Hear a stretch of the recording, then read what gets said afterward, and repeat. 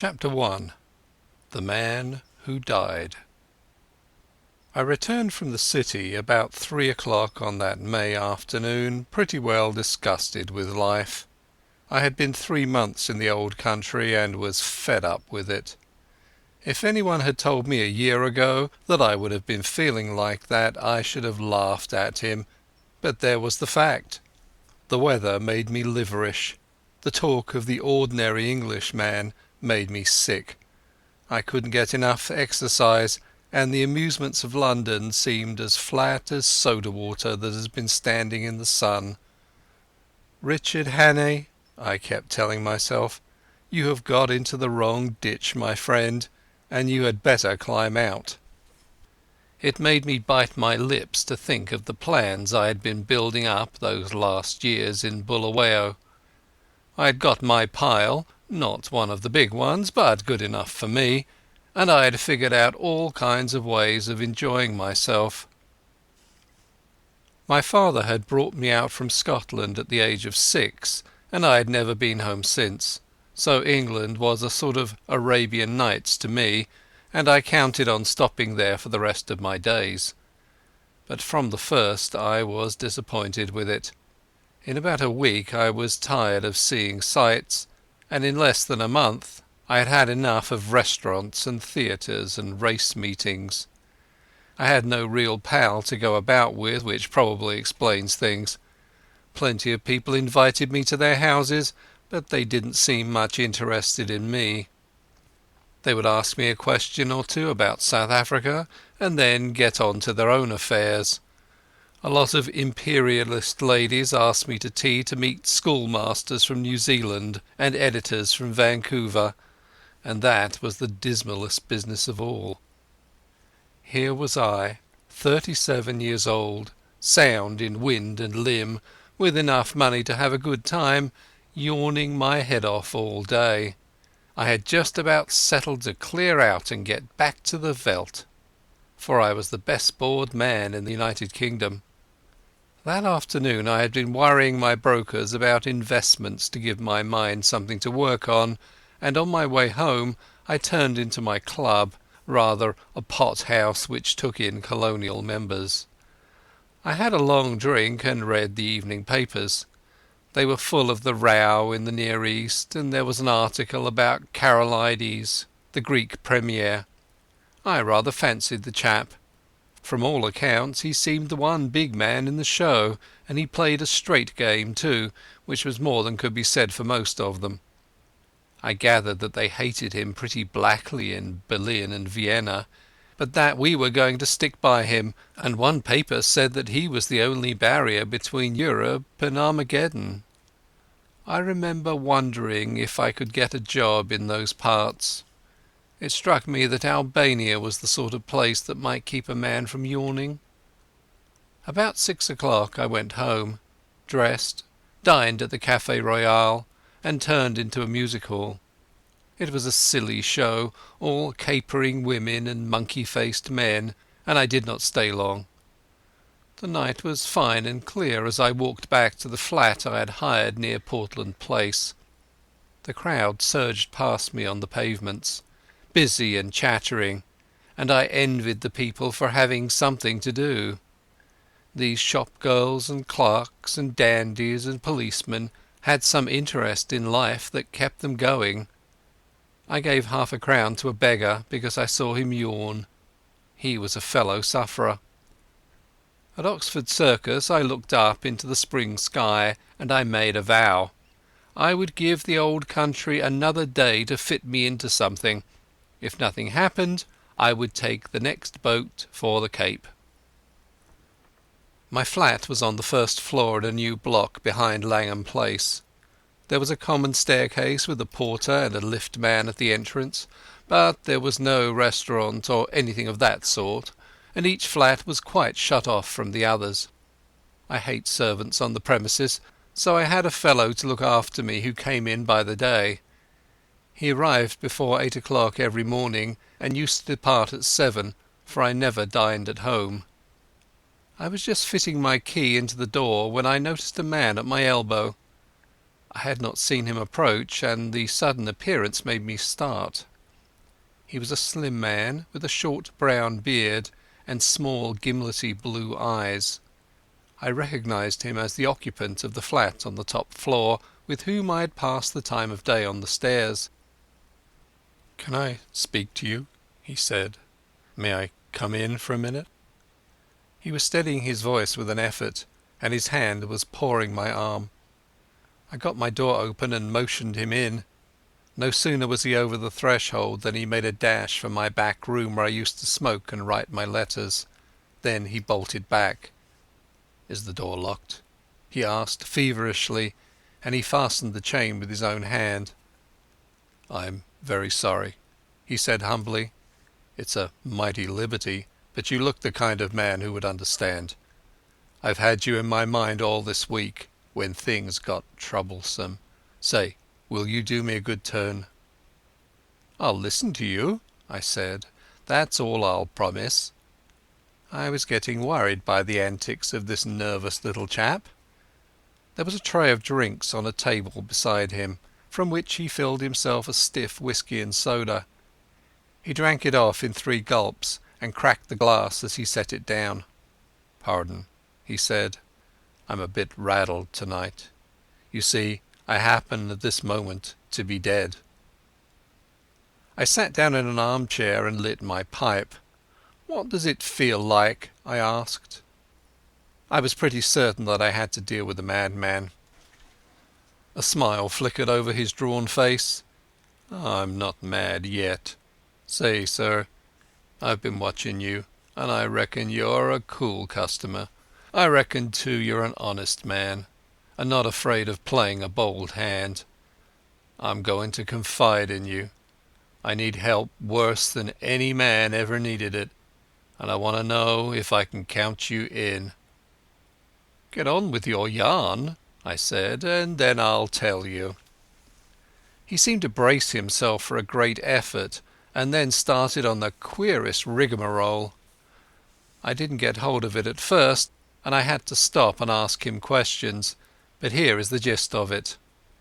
He was an American from Kentucky, and after college, being pretty well off, he had started out to see the world. He wrote a bit and acted as war correspondent for a Chicago paper, and spent a year or 2 in southeastern Europe. I gathered that he was a fine linguist, and had got to know pretty well the society in those parts. He spoke familiarly of many names that I remembered to have seen in the newspapers. He had played about with politics, he told me, at first for the interest of them, and then because he couldn't help himself. I read him as a sharp, restless fellow who always wanted to get down to the roots of things. He got a little further down than he wanted. I'm giving you what he told me as well as I could make it out. Away behind all the governments and the armies there was a big subterranean movement going on, engineered by very dangerous people. He had come on it by accident. It fascinated him. He went further, and then got caught. I gathered that most of the people in it were the sort of educated anarchists that make revolutions, but that beside them were financiers who were playing for money. A clever man can make big profits on a falling market, and it suited the book of both classes to set Europe by the ears. He told me some queer things that explained a lot that had puzzled me. Things that had happened in the Balkan War, how one state suddenly came out on top, why alliances were made and broken, why certain men disappeared, and where the sinews of war came from. The aim of the whole conspiracy was to get Russia and Germany at loggerheads. When I asked why, he said that the anarchist lot thought it would give them their chance. Everything would be in the melting pot, and they looked to see a new world emerge. The capitalists would rake in the shekels and make fortunes by buying up wreckage. Capital, he said, had no conscience and no fatherland. Besides, the Jew was behind it, and the Jew hated Russia worse than hell. "Do you wonder?" he cried. For 300 years they have been persecuted, and this is the return match for the pogroms. The Jew is everywhere, but you have to go far down the back stairs to find him. Take any big Teutonic business concern.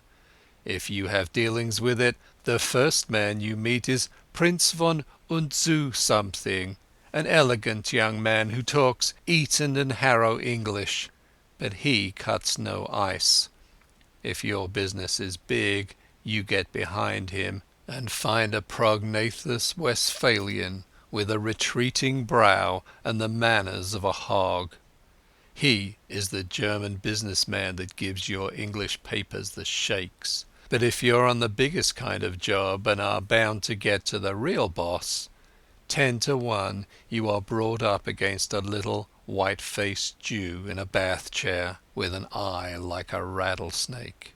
Yes, sir, he is the man who is ruling the world just now, and he has his knife in the empire of the Tsar because his aunt was outraged and his father flogged in some one-horse location on the Volga.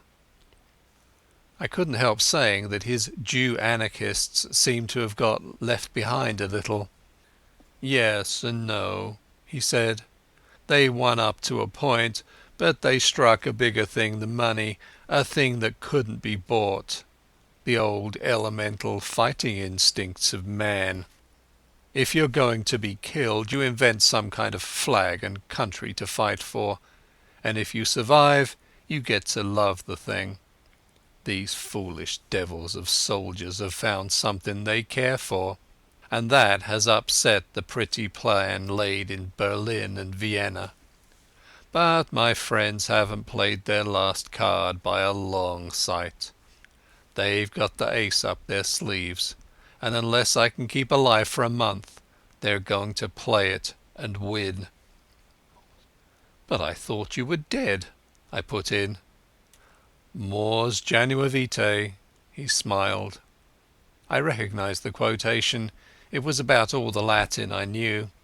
I'm coming to that. And I've got to put you wise about a lot of things first. If you read your newspaper, I guess you know the name of Constantine Karolides. I sat up for that, for I had been reading about him that very afternoon. He is the man that has wrecked all their games. He is the one big brain in the whole show, and he happens also to be an honest man, wherefore he has been marked down these 12 months past. I found that out. Not that it was difficult, for any fool could guess as much. But I found out the way they were going to get him. And that knowledge was deadly. That's why I have had to decease. He had another drink, and I mixed it for him myself, for I was getting interested in the beggar. They can't get him in his own land, for he has a bodyguard of Epirotes that would skin their grandmothers. But on the 15th day of June he is coming to this city. The British Foreign Office has taken to having international tea parties, and the biggest of them is due on that date. Now Karolides is reckoned the principal guest, and if my friends have their way he will never return to his admiring countrymen. That's simple enough anyhow, I said. You can warn him and keep him at home. And play their game? He asked sharply. If he does not come, they win, for he's the only man that can straighten out the tangle. And if his government is warned, he won't come, for he does not know how big the stakes will be on June 15th. What about the British government? I asked. They're not going to let their guests be murdered? Tip them the wink, and they'll take extra precautions. No good. They might stuff your city with plainclothes detectives and double the police, and Constantine would still be a doomed man. My friends are not playing this game for candy. They want a big occasion for the taking off, with the eyes of all Europe on it. He'll be murdered by an Austrian, and there'll be plenty of evidence to show the connivance of the big folk in Vienna and Berlin. It will all be an infernal lie, of course, but the case will look black enough to the world. I'm not talking hot air, my friend. I happen to know every detail of the hellish contrivance, and I can tell you it will be the most finished piece of blackguardism since the Borgias. But it's not going to come off if there's a certain man who knows the wheels of the business alive right here in London on the 15th day of June. And that man is going to be your servant, Franklin P. Scudder." I was getting to like the little chap. His jaw had shut like a rat trap, and there was a fire of battle in his gimlety eyes. If he was spinning me a yarn, he could act up to it. "Where did you find out this story?" I asked. "I got the first hint in an inn in the Aachernsee in Tyrol. That set me inquiring, and I collected my other clues in a fur shop in the Galician quarter of Buda, in a strangers' club in Vienna, and in a little bookshop off the Racknitzstrasse in Leipzig. I completed my evidence 10 days ago in Paris. I can't tell you the details now, for it's something of a history. When I was quite sure in my own mind, I judged it my business to disappear, and I reached this city by a mighty queer circuit. I left Paris a dandified young French-American, and I sailed from Hamburg a Jew diamond merchant. In Norway I was an English student of Ibsen, collecting materials for lectures. But when I left Bergen I was a cinema man with special ski films. And I came here from Leith with a lot of pulpwood propositions in my pocket to put before the London newspapers. Till yesterday I had thought I had muddied my trail some, and was feeling pretty happy. Then—" The recollection seemed to upset him, and he gulped down some more whisky. "Then I saw a man standing in the street outside this block. I used to stay close in my room all day, and only slip out after dark for an hour or two. I watched him for a bit from my window, and I thought I recognized him. He came in and spoke to the porter. When I came back from my walk last night, I found a card in my letterbox. It bore the name of the man I want least to meet on God's earth." I think that the look in my companion's eyes, the sheer naked fright on his face, completed my conviction of his honesty. My own voice sharpened a bit as I asked him what he did next. "I realized I was bottled up as sure as a pickled herring, and that there was only one way out. I had to die. If my pursuers knew I was dead, they would go to sleep again." "How did you manage it?" "I told the man that valets me that I was feeling pretty bad, and I got myself up to look like death. That wasn't difficult, for I'm no slouch at disguises. Then I got a corpse. You can always get a body in London if you know where to go for it. I fetched it back in a trunk on the top of a four-wheeler, and I had to be assisted upstairs to my room. You see, I had to pile up some evidence for the inquest. I went to bed and got my man to mix me a sleeping draught, and then told him to clear out. He wanted to fetch a doctor, but I swore some and said I couldn't abide leeches. When I was left alone I started in to fake up that corpse. He was my size and I judged had perished from too much alcohol, so I put some spirits handy about the place. The jaw was the weak point in the likeness, so I blew it away with a revolver. I dare say there will be somebody tomorrow to swear to having heard a shot, but there are no neighbours on my floor, and I guessed I could risk it. So I left the body in bed, dressed up in my pyjamas, with a revolver lying on the bedclothes, and a considerable mess around. Then I got into a suit of clothes I had kept waiting for emergencies. I didn't dare to shave for fear of leaving tracks, and besides, it wasn't any kind of use my trying to get into the streets. I had had you in my mind all day, and there seemed nothing to do but to make an appeal to you. I watched from my window till I saw you come home, and then slipped down the stair to meet you. There, sir, I guess you know about as much as me of this business." He sat blinking like an owl, fluttering with nerves, and yet desperately determined. By this time I was pretty well convinced that he was going straight with me. It was the wildest sort of narrative, but I had heard in my time many steep tales which had turned out to be true, and I had made a practice of judging the man rather than the story. If he had wanted to get a location in my flat and then cut my throat, he would have pitched a milder yarn. "Hand me your key," I said, "and I'll take a look at the corpse. Excuse my caution, but I'm bound to verify a bit if I can." He shook his head mournfully. "I reckoned you'd ask for that, but I haven't got it. It's on my chain on the dressing table. I had to leave it behind, for I couldn't leave any clues to raise suspicions. The gentry who are after me are pretty bright-eyed citizens. You'll have to take me on trust for the night, and tomorrow you'll get proof of the corpse business right enough." I thought for an instant or two. "Right. I'll trust you for the night. I'll lock you into this room and keep the key. Just one word, Mr Scudder. I believe you're straight, but if so be you're not, I should warn you that I'm a handy man with a gun." "Sure," he said, jumping up with some briskness. "I haven't the privilege of your name, sir, but let me tell you that you're a white man. I'll thank you to lend me a razor." I took him into my bedroom and turned him loose.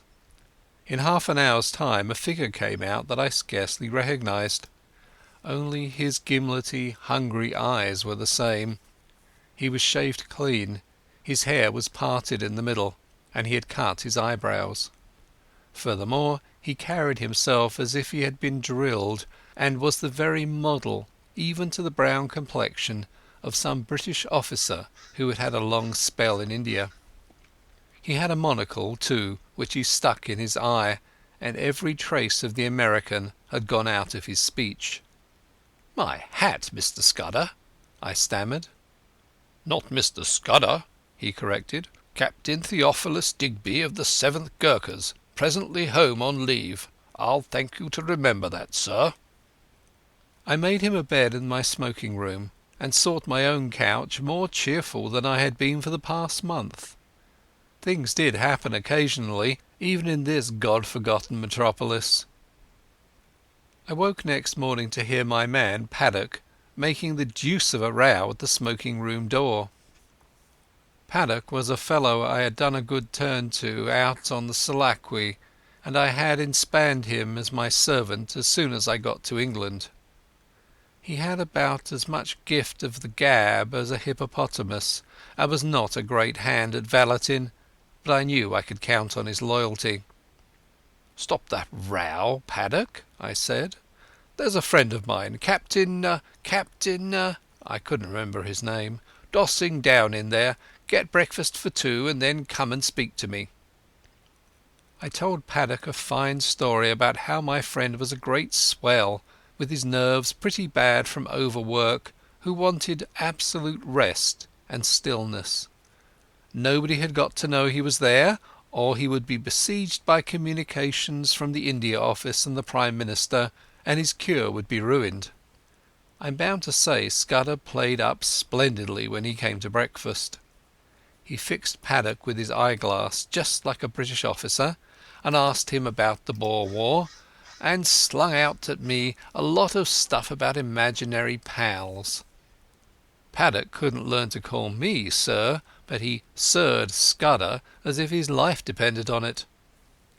I left him with the newspaper and a box of cigars, and went down to the city till luncheon. When I got back the porter had a weighty face. "Nasty business here this morning, sir. Gent in number 15 been shot hisself. They just took him off to the mortuary. The police are up there now." I ascended to number 15 and found a couple of bobbies and an inspector busy making an examination. I asked a few idiotic questions and they soon kicked me out. Then I found the man that had valeted Scudder and pumped him, and I could see he suspected nothing. He was a whining fellow with a churchyard face, and half a crown went far to console him. I attended the inquest next day.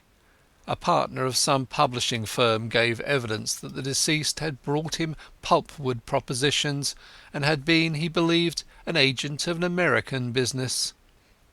The jury found it a case of suicide while of unsound mind, and the few effects were handed over to the American consul to deal with. I gave Scudder a full account of the affair, and it interested him greatly. He said he wished he could have attended the inquest, for he reckoned it would be about as spicy as to read one's own obituary notice. The first 2 days he stayed with me in that back room he was very peaceful. He read and smoked a bit, and made a heap of jottings in a notebook, and every night we had a game of chess, at which he beat me hollow. I think he was nursing his nerves back to health, for he had had a pretty trying time. But on the third day I could see he was beginning to get restless. He fixed up a list of the days till June 15th, and ticked each off with a red pencil, making remarks in shorthand against them. I would find him sunk in a brown study, with his sharp eyes abstracted, and after these spells of meditation he was apt to be very despondent. Then I could see that he began to get edgy again. He listened for little noises, and was always asking me if Paddock could be trusted. Once or twice he got very peevish and apologized for it. I didn't blame him.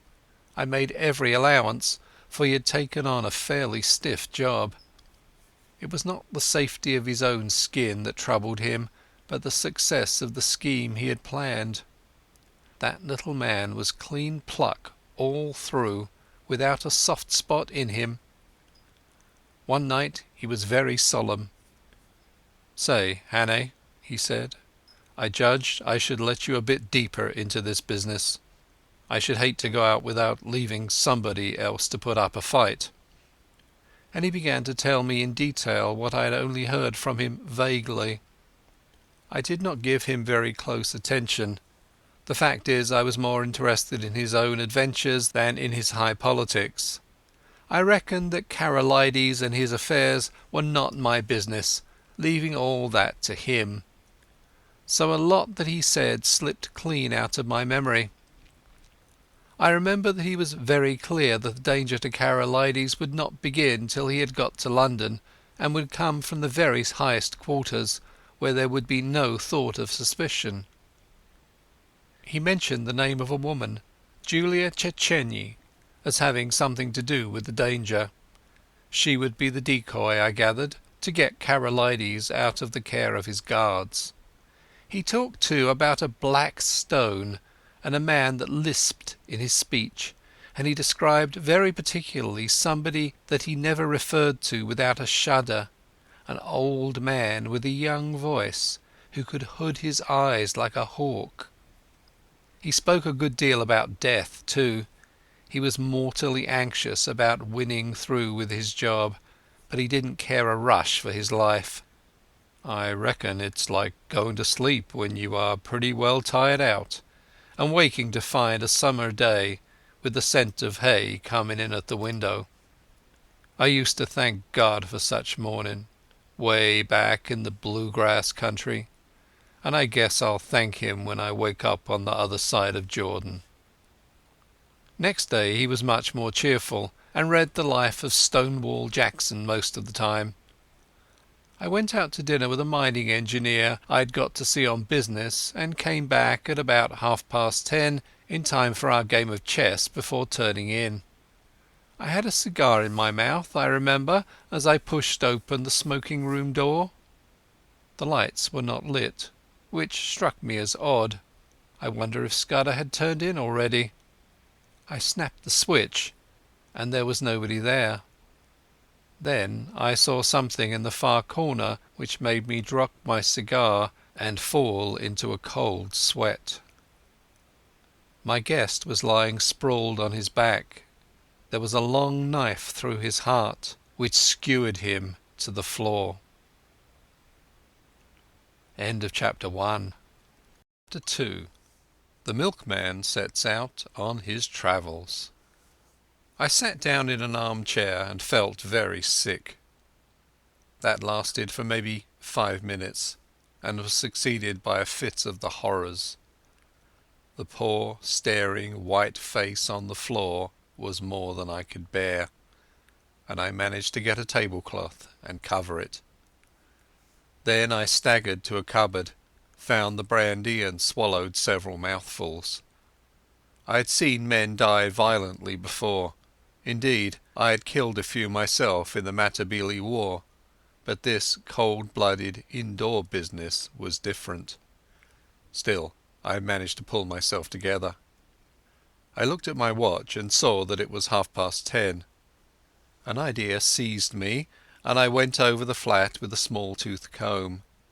There was nobody there, nor any trace of anybody, but I shuttered and bolted all the windows and put the chain on the door. By this time my wits were coming back to me, and I could think again. It took me about an hour to figure the thing out, and I did not hurry, for unless the murderer came back, I had until about 6 o'clock in the morning for my cogitations. I was in the soup, that was pretty clear. Any shadow of a doubt I might have had about the truth of Scudder's tale was now gone. The proof of it was lying under the tablecloth. The men that knew he knew what he knew had found him, and had taken the best way to make certain of his silence. Yes, but he had been in my room 4 days, and his enemies must have reckoned that he had confided in me. So I would be the next to go. It might be that very night, or next day, or the day after, but my number was up all right. Then suddenly I thought of another probability. Supposing I went out now and called in the police, or went to bed and let Paddock find the body and call them in the morning. What kind of a story was I to tell about Scudder? I had lied to Paddock about him, and the whole thing looked desperately fishy. If I made a clean breast of it and told the police everything he had told me, they would simply laugh at me. The odds were 1,000 to 1 that I would be charged with the murder, and the circumstantial evidence was strong enough to hang me. Few people knew me in England. I had no real pal who could come forward and swear to my character. Perhaps that was what these secret enemies were playing for. They were clever enough for anything, and an English prison was as good a way of getting rid of me until after June 15th as a knife in my chest. Besides, if I told the whole story and by any miracle was believed, I would be playing their game. Karolides would stay at home, which was what they wanted. Somehow or other, the sight of Scudder's dead face had made me a passionate believer in his scheme.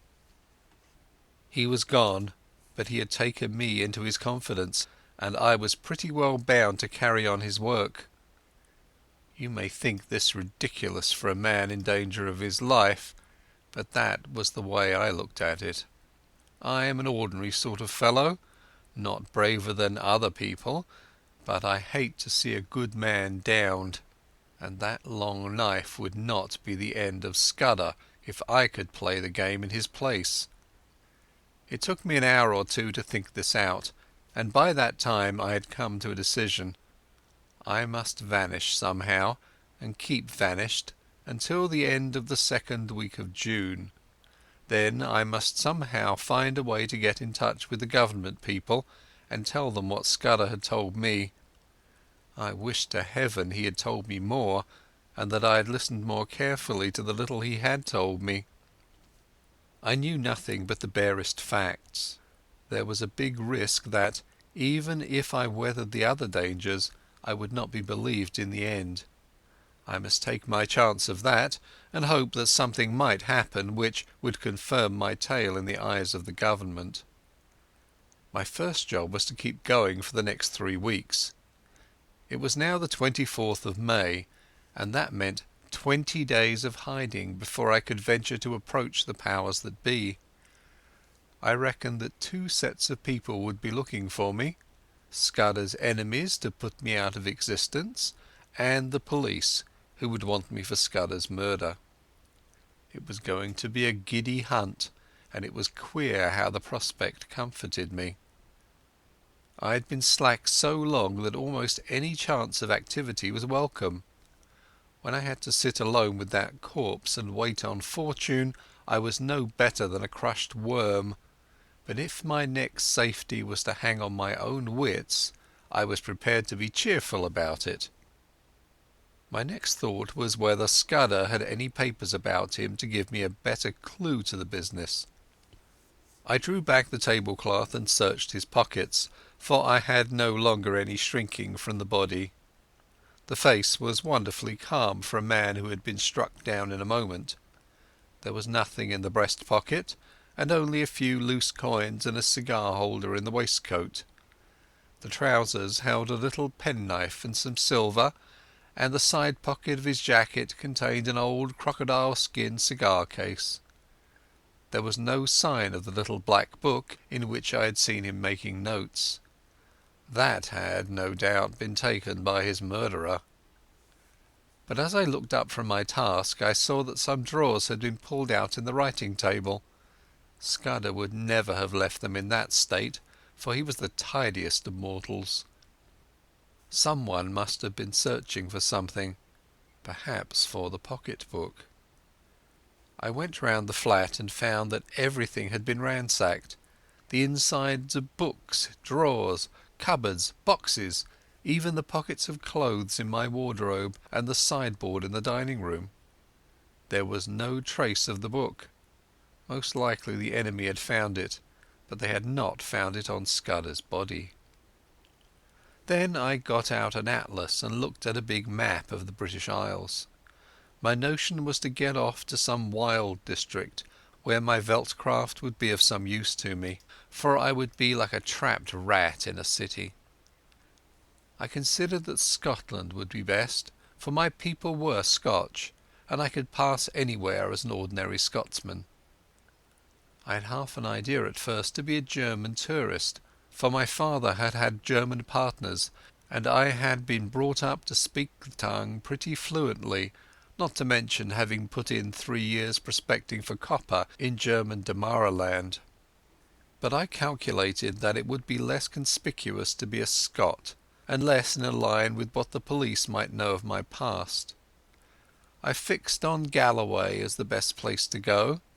It was the nearest wild place of Scotland so far as I could figure it out, and from the look of the map was not over thick with population. A search in Bradshaw informed me that a train left St Pancras at 7:10, which would land me at a Galloway station in the late afternoon. That was well enough, but a more important matter was how I was to make my way to St Pancras, for I was pretty certain that Scudder's friends would be watching outside. This puzzled me for a bit. Then I had an inspiration, on which I went to bed and slept for 2 troubled hours. I got up at 4 and opened my bedroom shutters. The faint light of a fine summer morning was flooding the skies, and the sparrows had begun to chatter. I had a great revulsion of feeling, and felt a God-forgiven fool. My inclination was to let things slide, and trust to the British police taking a reasonable view of my case. But as I viewed the situation, I could find no arguments to bring against my decision of the previous night, so with a wry mouth I resolved to go on with my plan. I was not feeling in any particular funk, only disinclined to go looking for trouble, if you understand me.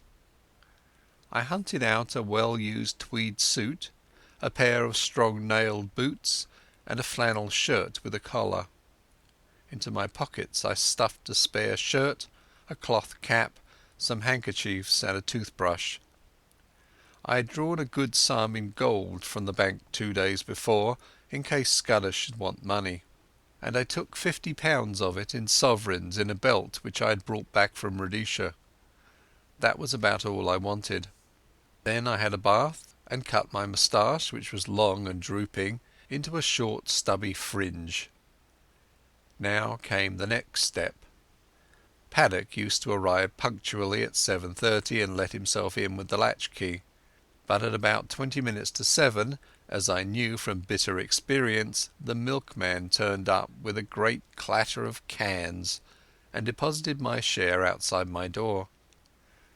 I had seen that milkman sometimes when I had gone out for an early ride.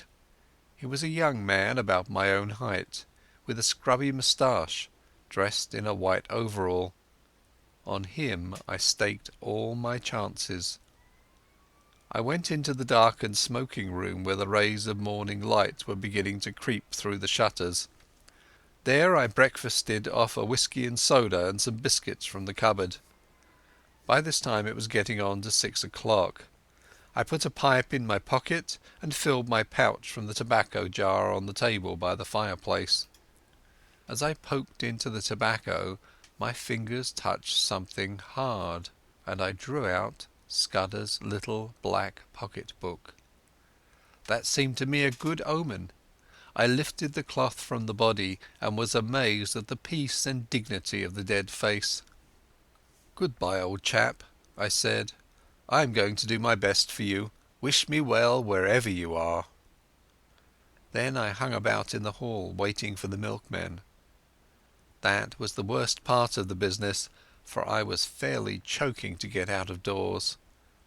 6:30 passed, then 6:40, but still he did not come. The fool had chosen this day of all days to be late. At 1 minute after 7:15, I heard the rattle of the cans outside. I opened the front door, and there was my man, singling out my cans from a bunch he carried and whistling through his teeth. He jumped a bit at the sight of me. "Come in here for a moment," I said. "I want a word with you." And I led him into the dining room. "I reckon you're a bit of a sportsman," I said, "and I want you to do me a service. Lend me your cap and overall for 10 minutes, and here's a sovereign for you." His eyes opened at the sight of the gold, and he grinned broadly. "What's the game?" he asked. "A bet," I said. "I haven't time to explain, but to win it I've got to be a milkman for the next 10 minutes. All you've got to do is to stay here till I come back. You'll be a bit late, but nobody will complain, and you'll have that quid for yourself." "Right-o," he said cheerily. "I ain't the man to spoil a bit of sport. Here's the rig, governor." I stuck on his flat blue cap and his white overall, picked up the cans, banged my door, and went whistling downstairs. The porter at the foot told me to shut my jaw, which sounded as if my make-up was adequate. At first I thought there was nobody in the street. Then I caught sight of a policeman 100 yards down, and a loafer shuffling past on the other side. Some impulse made me raise my eyes to the house opposite, and there at a first-floor window was a face. As the loafer passed, he looked up, and I fancied a signal was exchanged.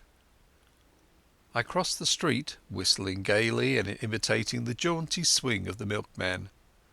Then I took the first side street and turned up a left-hand turning which led past a bit of vacant ground. There was no one in the little street, so I dropped the milk cans inside the hoarding and sent the hat and coverall after them.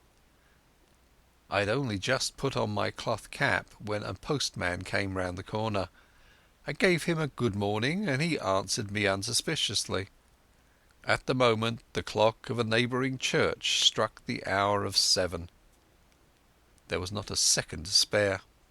As soon as I got to Euston Road I took to my heels and ran. The clock at Euston Station showed 5 minutes past the hour. At St Pancras I had no time to take a ticket, let alone that I had not settled upon my destination.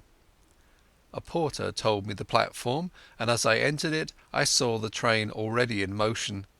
2 station officials blocked the way, but I dodged them and clambered into the last carriage. 3 minutes later, as we were roaring through the northern tunnels, an irate guard interviewed me.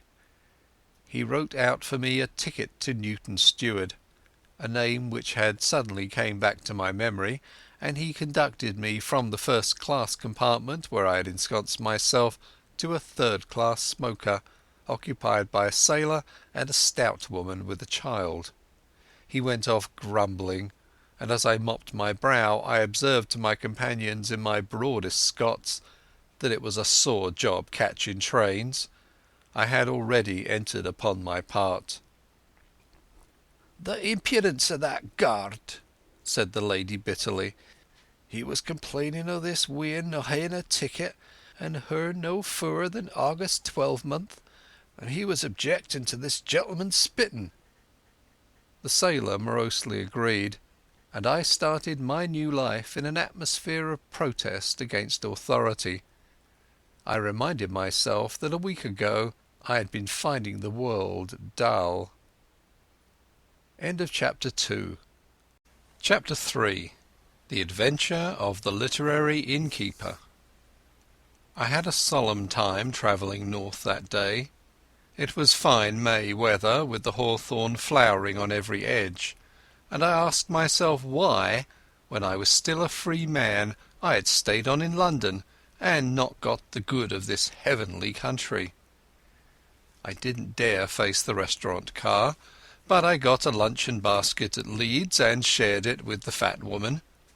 Also I got the morning's papers with news about starters for the Derby and the beginning of the cricket season, and some paragraphs about how Balkan affairs were settling down and a British squadron was going to Kiel. When I had done with them I got out Scudder's little black pocket-book and studied it. It was pretty well filled with jottings, chiefly figures, though now and then a name was printed in. For example, I found the word Hofgaard, Luneville and avocado pretty often, and especially the word Pavia.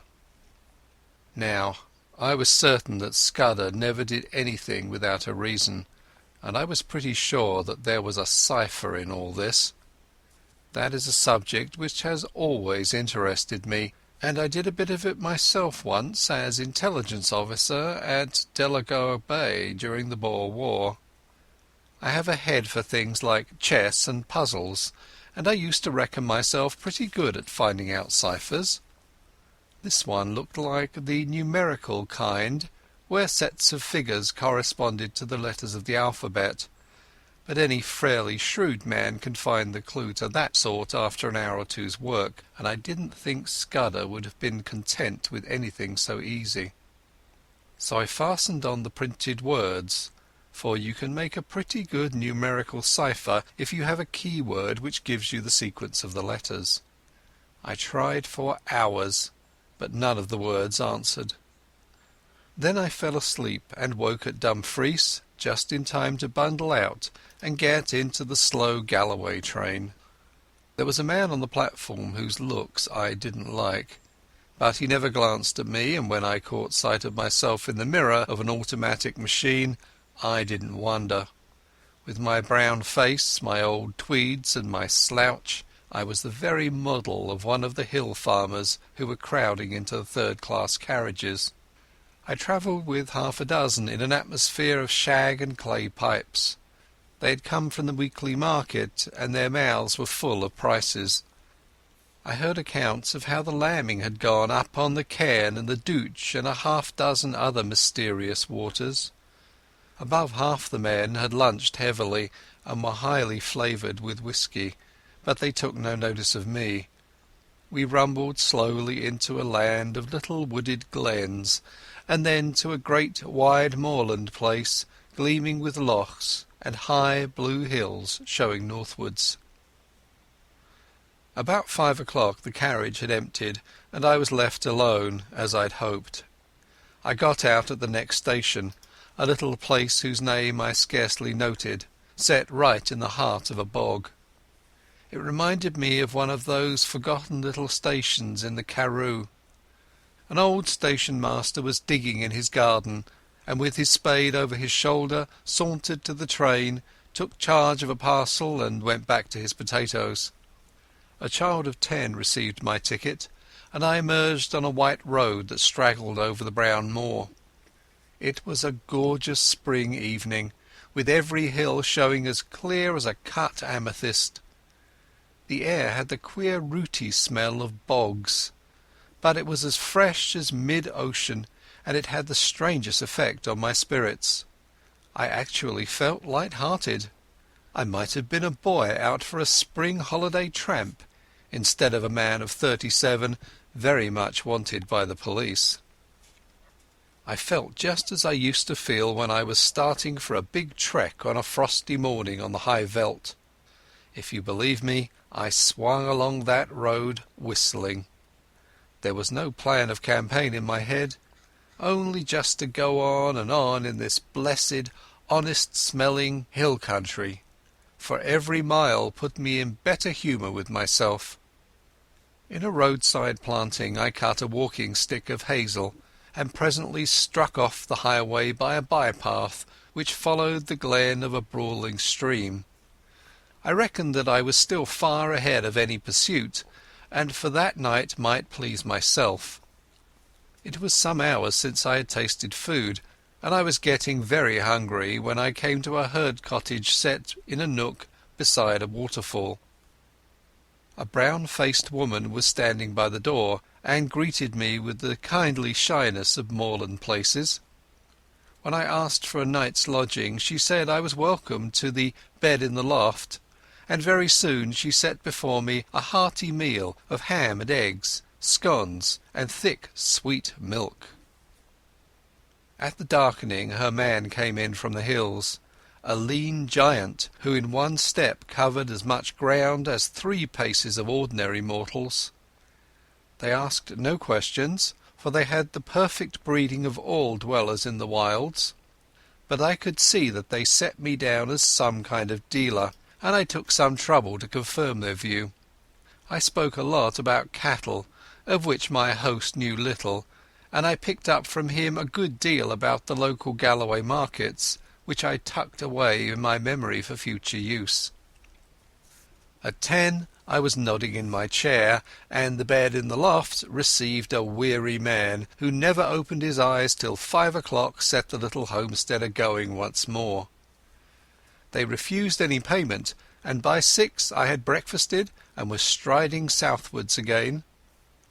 My notion was to return to the railway line a station or 2 further on than the place where I had alighted yesterday, and to double back. I reckoned that was the safest way, for the police would naturally assume that I was always making further from London in the direction of some western port. I thought I had still a good bit of a start, for, as I reasoned, it would take some hours to fix the blame on me, and several more to identify the fellow who got on board the train at St Pancras. It was the same jolly clear spring weather, and I simply could not contrive to feel careworn. Indeed, I was in better spirits than I had been for months. Over the long ridge of moorland I took my road, skirting the side of a high hill which the herd had called Cairnsmore of Fleet. Nestling curlews and plovers were crying everywhere, and the links of green pasture by the streams were dotted with young lambs. All the slackness of the past months was slipping from my bones, and I stepped out like a 4-year-old. By and by I came to a swell of moorland which dipped to the vale of a little river, and a mile away in the heather I saw the smoke of a train.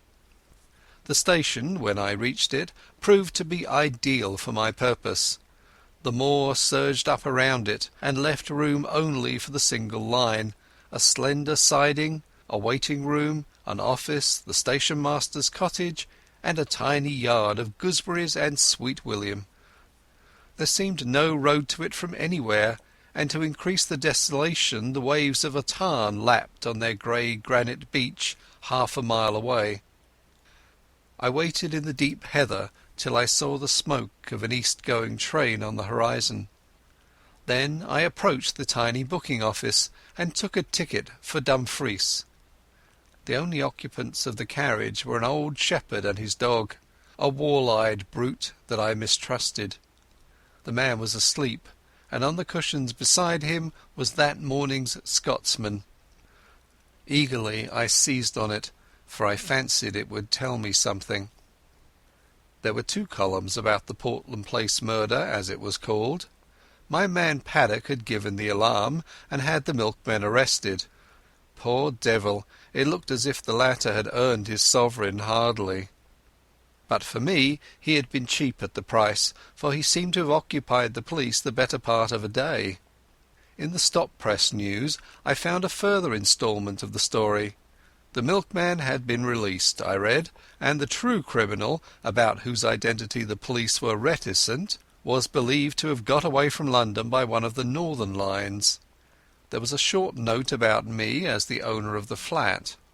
I guess the police had stuck in that as a clumsy contrivance to persuade me that I was unsuspected. There was nothing else in the paper, nothing about foreign politics or Karolides, or the things that had interested Scudder. I laid it down and found that we were approaching the station at which I had got out yesterday.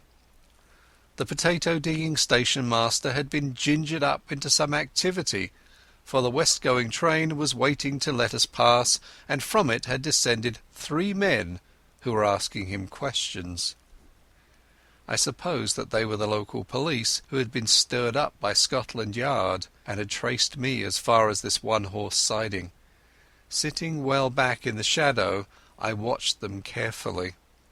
One of them had a book and took down notes. The old potato digger seemed to have turned peevish, but the child who had collected my ticket was talking volubly. All the party looked across the moor where the white road departed. I hoped they were going to take up my tracks there. As we moved away from that station, my companion woke up. He fixed me with a wondering glance, kicked his dog vigorously, and inquired where he was. Clearly he was very drunk. "That's what comes of being a teetotaler," he observed in bitter regret. I expressed my surprise that in him I should have met a blue-ribbon stalwart. "Ay, but I'm a strong teetotaler," he said pugnaciously. "I took the pledge last Martinmas, and I havena touched a drop of whisky since, not even at Hogmanay, though I was sair tempted."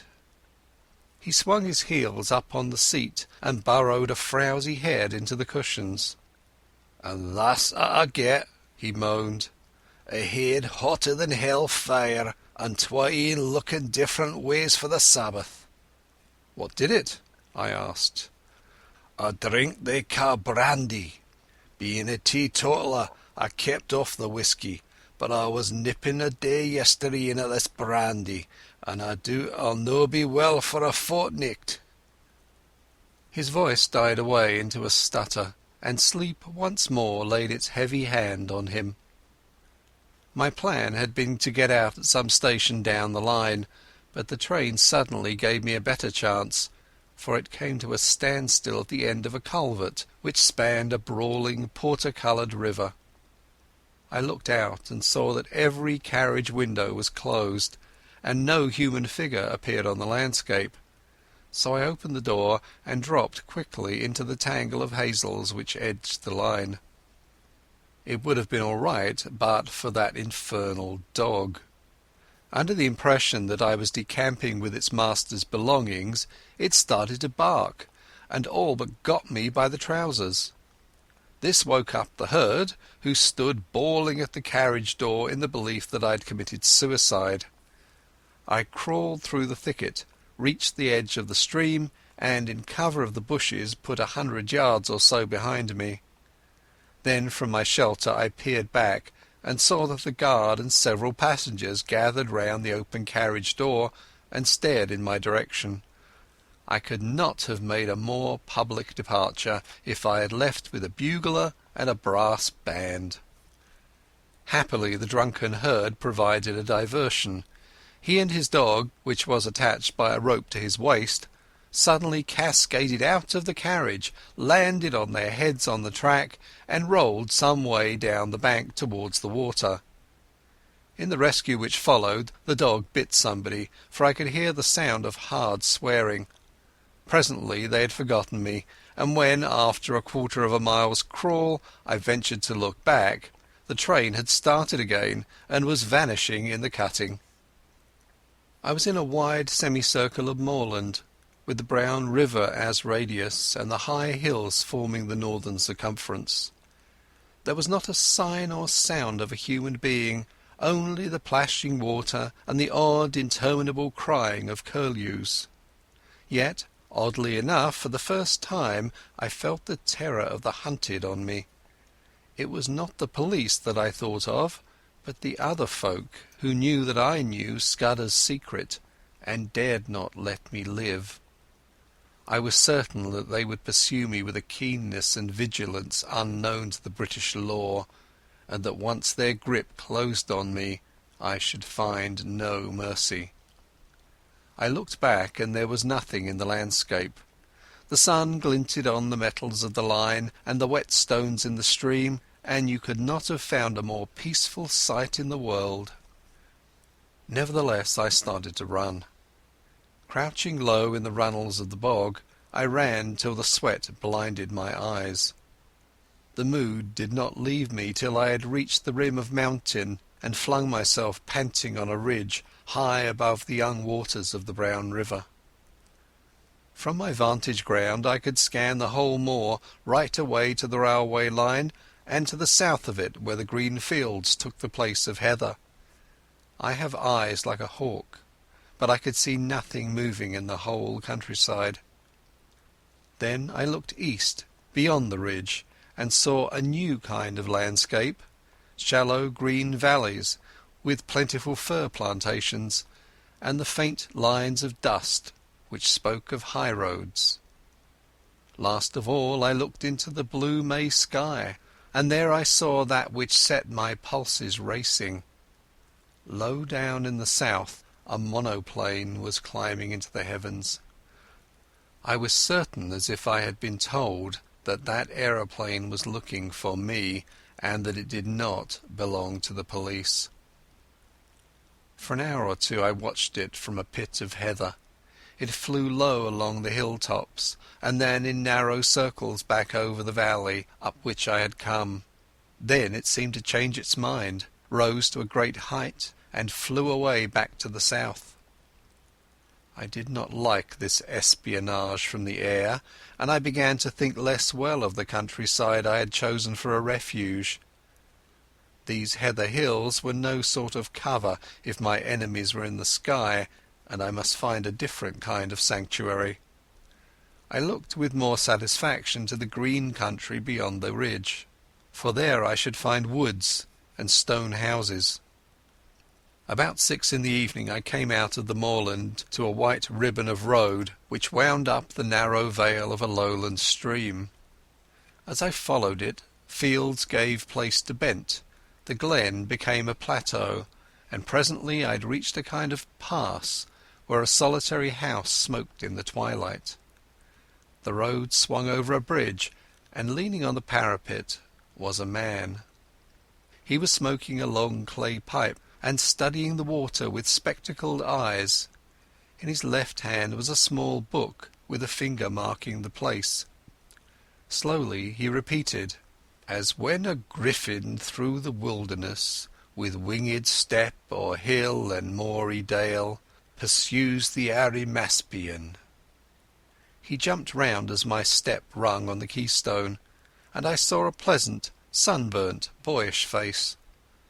"Good evening to you," he said gravely. "It's a fine night for the road." The smell of wood smoke and of some savoury roast floated to me from the house. "Is that place an inn?" I asked. "At your service," he said politely. "I am the landlord, sir, and I hope you will stay the night, for to tell you the truth, I have had no company for a week." I pulled myself up on the parapet of the bridge and filled my pipe. I began to detect an ally. "You're young to be an innkeeper," I said. "My father died a year ago and left me the business. I lived there with my grandmother. It's a slow job for a young man, and it wasn't my choice of a profession." "Which was?" He actually blushed. "I want to write books," he said. "And what better chance could you ask?" I cried. Man, I've often thought that an innkeeper would make the best storyteller in the world." "Not now," he said eagerly. "Maybe in the old days when you had pilgrims and ballad makers and highwaymen and mail coaches on the road, but not now. Nothing comes here but motor cars full of fat women who stop for lunch, or a fisherman or two in the spring, and the shooting tenant in August. There's not much material to be got out of that. I want to see life, to travel the world, and write things like Kipling and Conrad. The most I've done yet is to get some verses printed in Chambers' Journal." I looked at the inn, standing golden in the sunset against the wine-red hills. "I've knocked a bit about the world, and I wouldn't despise such a hermitage. Do you think that adventure is found only in the tropics or among gentry in red shirts? Maybe you're rubbing shoulders with it at this moment." "That's what Kipling says," he said, his eyes lightening, and he quoted some verse about romance being up the 9:15. "Here's a true tale for you then," I cried, "and a month's hence you can make a novel out of it." Sitting on the bridge in the soft May gloaming, I pitched him a lovely yarn. It was true in essentials too, though I altered the minor details. I made out that I was a mining magnate from Kimberley who had had a lot of trouble with IDB, illicit diamond buying, and had shown up a gang. They had pursued me across the ocean and had killed my best friend and were now on my tracks. I told the story well, though I say it who shouldn't. I pictured a flight across the Kalahari to German Africa, the crackling, parching days, the wonderful blue velvet nights. I described an attack on my life on the voyage home, and I made a really horrid affair of the Portland Place murder. "You're looking for adventure?" I cried. "Well, you've found it here. The devils are after me, and the police are after them. It's a race that I mean to win." "By God," he whispered, drawing his breath in sharply, "it is all pure Rider Haggard and Conan Doyle." "You believe me," I said gratefully. "Of course I do," and he held out his hand. "I believe everything out of the common. The only thing to distrust is the normal." He was very young, but he was the man for my money. "I think they're off my track for the moment, but I must lie close for a couple of days. Can you take me in?" He caught my elbow in his eagerness and drew me toward the house. "You can lie as snug here as if you were in a moss hole. I'll see that nobody blabs either. And you'll give me some more material about your adventures?" As I entered the inn porch I heard from far off the beat of an engine. There, silhouetted against the dusky west, was my friend, the monoplane. He gave me a room at the back of the house with a fine outlook over the plateau, and made me free of his own study, which was stacked with cheap editions of his favourite authors. I never saw the grandmother, so I guessed she was bedridden. An old woman named Margit brought me my meals, and the innkeeper was around me at all hours. I wanted some time to myself, so I invented a job for him. He had a motor bicycle, and I set him off next morning for the daily paper, which usually arrived with the post in the late afternoon. I told him to keep his eyes skinned, and to make note of any strange figures he saw, keeping a special sharp lookout for motors and aeroplanes. Then I sat down in real earnest to Scudder's notebook. He came back at midday with the Scotsman. There was nothing in it except some further evidence of Paddock and the milkman, and a repetition of yesterday's statement that the murderer had gone north. But there was a long article, reprinted from the Times, about Karolides and the state of affairs in the Balkans, though there was no mention of any visit to England. I got rid of the innkeeper for the afternoon, for I was getting very warm in my search for the cipher. As I told you, it was a numerical cipher, and by an elaborate system of experiments I had pretty well discovered what were the nulls and stops. The trouble was the key word, and when I thought of the odd million words he might have used, I felt pretty hopeless. But about 3 o'clock I had a sudden inspiration. The name Julia Czechenyi flashed across my memory. Scudder had said it was the key to the Karolides business, and it occurred to me to try it on his cipher. It worked. The 5 letters of Julia gave me the position of the vowels. A was J, the 10th letter of the alphabet, and so repeated by X in the cipher. E was U, XXI, and so on. Czechenyi gave me the numerals for the principal consonants. I scribbled that scheme on a bit of paper and sat down to read Scudder's pages. In half an hour I was reading with a whitish face and fingers that drummed on the table. I glanced out of the window and saw a big touring car coming up the glen towards the inn. It drew up at the door, and there was the sound of people alighting. There seemed to be 2 of them, men in aquascutums and tweed caps. 10 minutes later the innkeeper slipped into the room, his eyes bright with excitement. "There's 2 chaps below looking for you," he whispered. "They're in the dining room having whiskies and sodas. They asked about you and said they'd hoped to meet you here. Oh, and they described you jolly well, down to your boots and shirt. I told them you had been here last night and had gone off on a motor bicycle this morning, and one of the chaps swore like a navvy." I made him tell me what they looked like. One was a dark-eyed, thin fellow with bushy eyebrows, and the other was always smiling and lisped in his talk. Neither was any kind of foreigner, on this my young friend was positive. I took a bit of paper and wrote these words in German as if they were part of a letter. Blackstone. Scudder had got on to this, but he could not act for a fortnight. I doubt if I can do any good now, especially as Karolides is uncertain about his plans, but if Mr. T advises, I will do the best I manufactured it rather neatly, so that it looked like a loose page of a private letter. "Take this down and say it was found in my bedroom, and ask them to return it to me if they overtake me." 3 minutes later I heard the car begin to move, and peeping from behind the curtain caught sight of the 2 figures. One was slim, the other was sleek. That was the most I could make of my reconnaissance. The innkeeper appeared in great excitement. "Your paper woke them up," he said gleefully.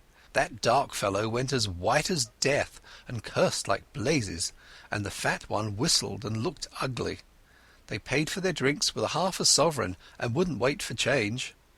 "Now I'll tell you what I want you to do," I said. "Get on your bicycle and go off to Newton Stewart to the chief constable. Describe the 2 men and say you suspect them of having something to do with the London murder. You can invent reasons. The 2 will come back, no fear. Not tonight, for they'll follow me 40 miles along the road, but first thing tomorrow morning. Tell the police to be here bright and early." He set off like a docile child while I worked at Scudder's notes. When he came back we dined together, and in common decency I had to let him pump me. I gave him a lot of stuff about lion hunts and the Matabele War, thinking all the while what tame business these were compared with this I was now engaged in. When he went to bed I sat up and finished Scudder. I smoked in a chair till daylight, for I could not sleep. About 8 next morning I witnessed the arrival of 2 constables and a sergeant. They put their car in a coach-house under the innkeeper's instructions and entered the house. 20 minutes later I saw from my window a second car come across the plateau from the opposite direction. It did not come up to the inn, but stopped 200 yards off in the shelter of a patch of wood. I noticed that its occupants carefully reversed it before leaving it. A minute or 2 later I heard their steps on the gravel outside the window. My plan had been to lie hid in my bedroom and see what happened. I had a notion that if I could bring the police and my other more dangerous pursuers together, something might work out of it to my advantage. But now I had a better idea. I scribbled a line of thanks to my host, opened the window and dropped quietly into a gooseberry bush. Unobserved, I crossed the dyke, crawled down to the side of a tributary burn, and won the high road on the far side of the patch of trees. There stood the car, very spick and span in the morning sunlight, but with the dust on her which told of a long journey. I started her, jumped into the chauffeur's seat, and stole gently out onto the plateau. Almost at once the road dipped so that I lost sight of the inn, but the wind seemed to bring me the sound of angry voices. End of Chapter 3. Chapter 4. The Adventure of the Radical Candidate. You may picture me driving that 40-horsepower car for all she was worth over the crisp moor roads on that shining May morning, glancing back at first over my shoulder and looking anxiously to the next turning, then driving with a vague eye just wide enough awake to keep on the highway, for I was thinking desperately of what I had found in Scudder's pocket-book. The little man had told me a pack of lies. All his yarns about the Balkans and the Jew anarchists and the Foreign Office Conference were eyewash, and so was Karolides, and yet not quite, as you shall hear. I had staked everything on my belief in his story and had been let down. Here was his book telling me a different tale, and instead of being once bitten twice shy, I believed it absolutely. Why? I don't know. It rang desperately true, and the first yarn, if you understand me, had been in a queer way true also in spirit. The 15th day of June was going to be a day of destiny, a bigger destiny than the killing of a dago. It was so big that I didn't blame Scudder for keeping me out of the game and wanting to play a lone hand. That, I was pretty clear, was his intention. He had told me something which sounded big enough, but the real thing was so immortally big that he, the man who had found it out, wanted it all for himself. I didn't blame him. It was risks, after all, that he was chiefly greedy about. The whole story was in the notes, with gaps, you understand, which he would have filled up from his memory. He stuck down his authorities too, and had an odd trick of giving them all a numerical value and then striking a balance which stood for the reliability of each stage in the yarn. The 3 names he had printed were authorities, and there was a man, Ducrosny, who got 5 out of a possible 5, and another fellow, Amersfoort, who got 3. The bare bones of the tale were all that was in the book. That and one queer phrase which occurred half a dozen times inside brackets. 39 steps was the phrase, and at its last time of use it ran 39 steps. I counted them. High tide, 10:17 p.m. I could make nothing of that. The first thing I learned was that it was no question of preventing a war. That was coming as sure as Christmas, had been arranged, said Scudder, ever since February 1912. Karolides was going to be the occasion. He was booked all right, and was to hand in his cheques on June 14th, 2 weeks and 4 days from that May morning. I gathered from Scudder's notes that nothing on earth could prevent that. His talk of Epirote guards that would skin their own grandmother was all billy-o. The second thing was that this war was going to come as a mighty surprise to Britain. Karolides' death would set the Balkans by the ears, and then Vienna would chip in with an ultimatum.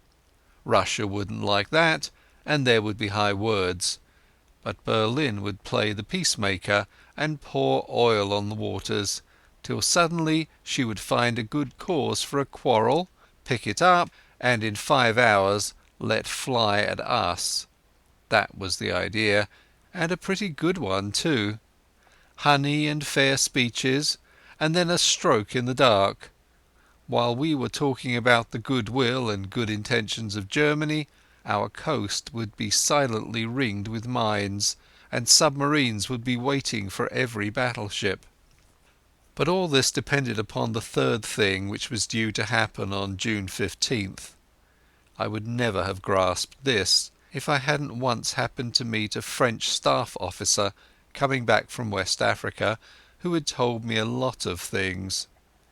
One was that in spite of all the nonsense talked in Parliament, there was a real working alliance between France and Britain, and that the two general staffs met every now and then and made plans for joint action in time of war. Well, in June a very great swell was coming over from Paris, and he was going to get nothing less than a statement of the disposition of the British Home Fleet on mobilization.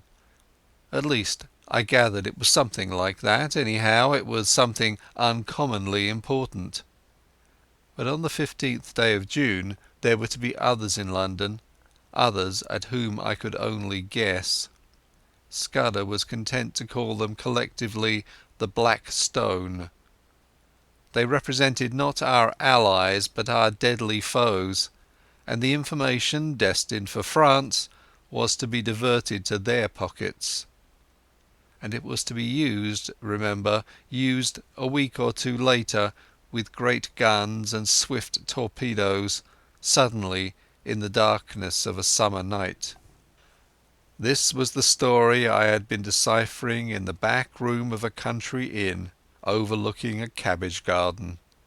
This was the story that hummed in my brain as I swung in the big touring car from glen to glen. My first impulse had been to write a letter to the Prime Minister, but a little reflection convinced me that that would be useless. Who would believe my tale? I must show a sign, some token in proof, and heaven knew what that could be.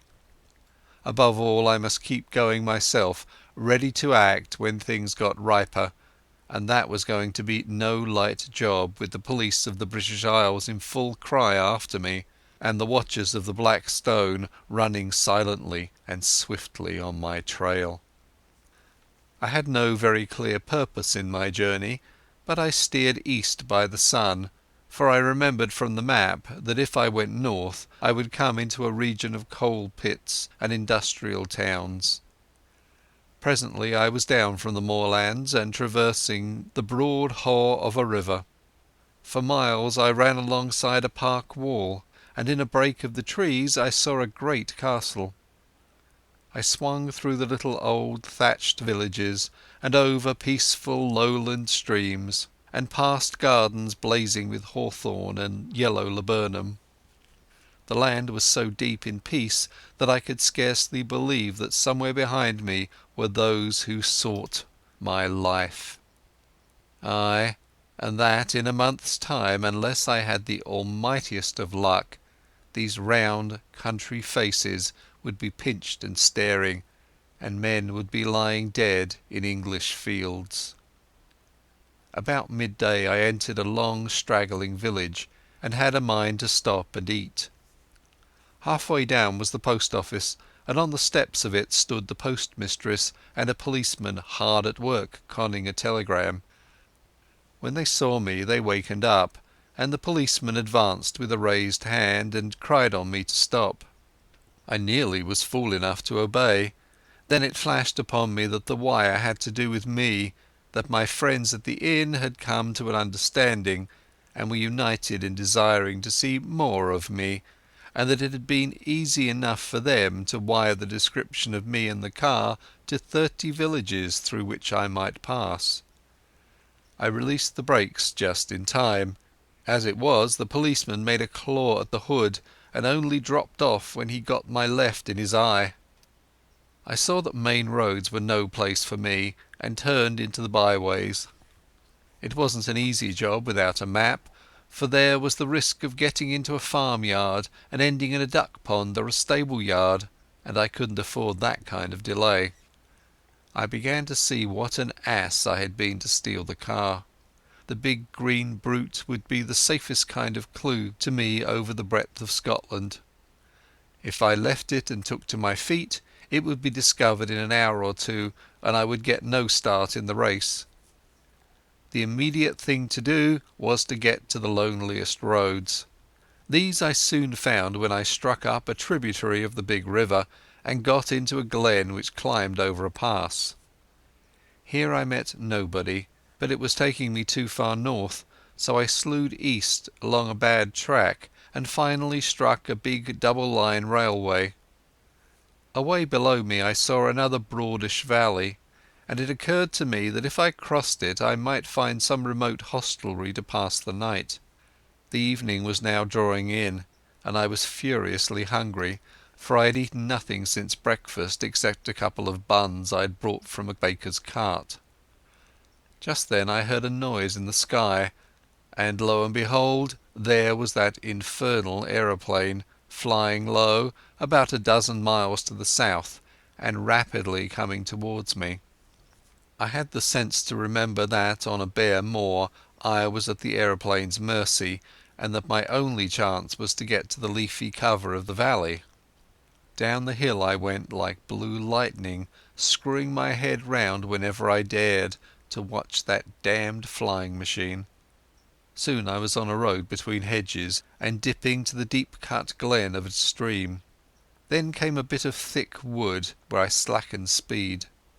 Suddenly on my left I heard the hoot of another car and realized to my horror that I was almost upon a couple of gateposts through which a private road debouched onto the highway. My horn gave an agonized roar, but it was too late. I clapped on my brakes, but my impetus was too great, and there before me a car was sliding athwart my course. In a second there would have been a deuce of a wreck. I did the only thing possible and ran slap into the hedge on the right, trusting to find something soft beyond. But there I was mistaken. My car slithered through the hedge like butter, then gave a sickening plunge forward. I saw what was coming, leapt on the seat and would have jumped out, but a branch of hawthorn got me in the chest, lifted me up and held me, while a ton or two of expensive metal slipped below me, bucked and pitched, and then dropped with an almighty smash 50 feet to the bed of the stream. Slowly that thorn let me go. I subsided first on the hedge, and then very gently on a bower of nettles. As I scrambled to my feet, a hand took me by the arm, and a sympathetic and badly scared voice asked me if I were hurt. I found myself looking at a tall young man in goggles and a yellow ulster who kept on blessing his soul and whinnying apologies. For myself, once I got my wind back, I was rather glad than otherwise. This was one way of getting rid of the car. "My blame, sir," I answered him. "It's lucky that I did not add homicide to my follies. That's the end of my Scotch motor tour, but it might have been the end of my life." He plucked out a watch and studied it. "You're the right sort of fellow," he said. "I can spare a quarter of an hour and my house is 2 minutes off. I'll see you clothed and fed and snug in bed. Where's your kit, by the way? Is it in the burn along with the car?"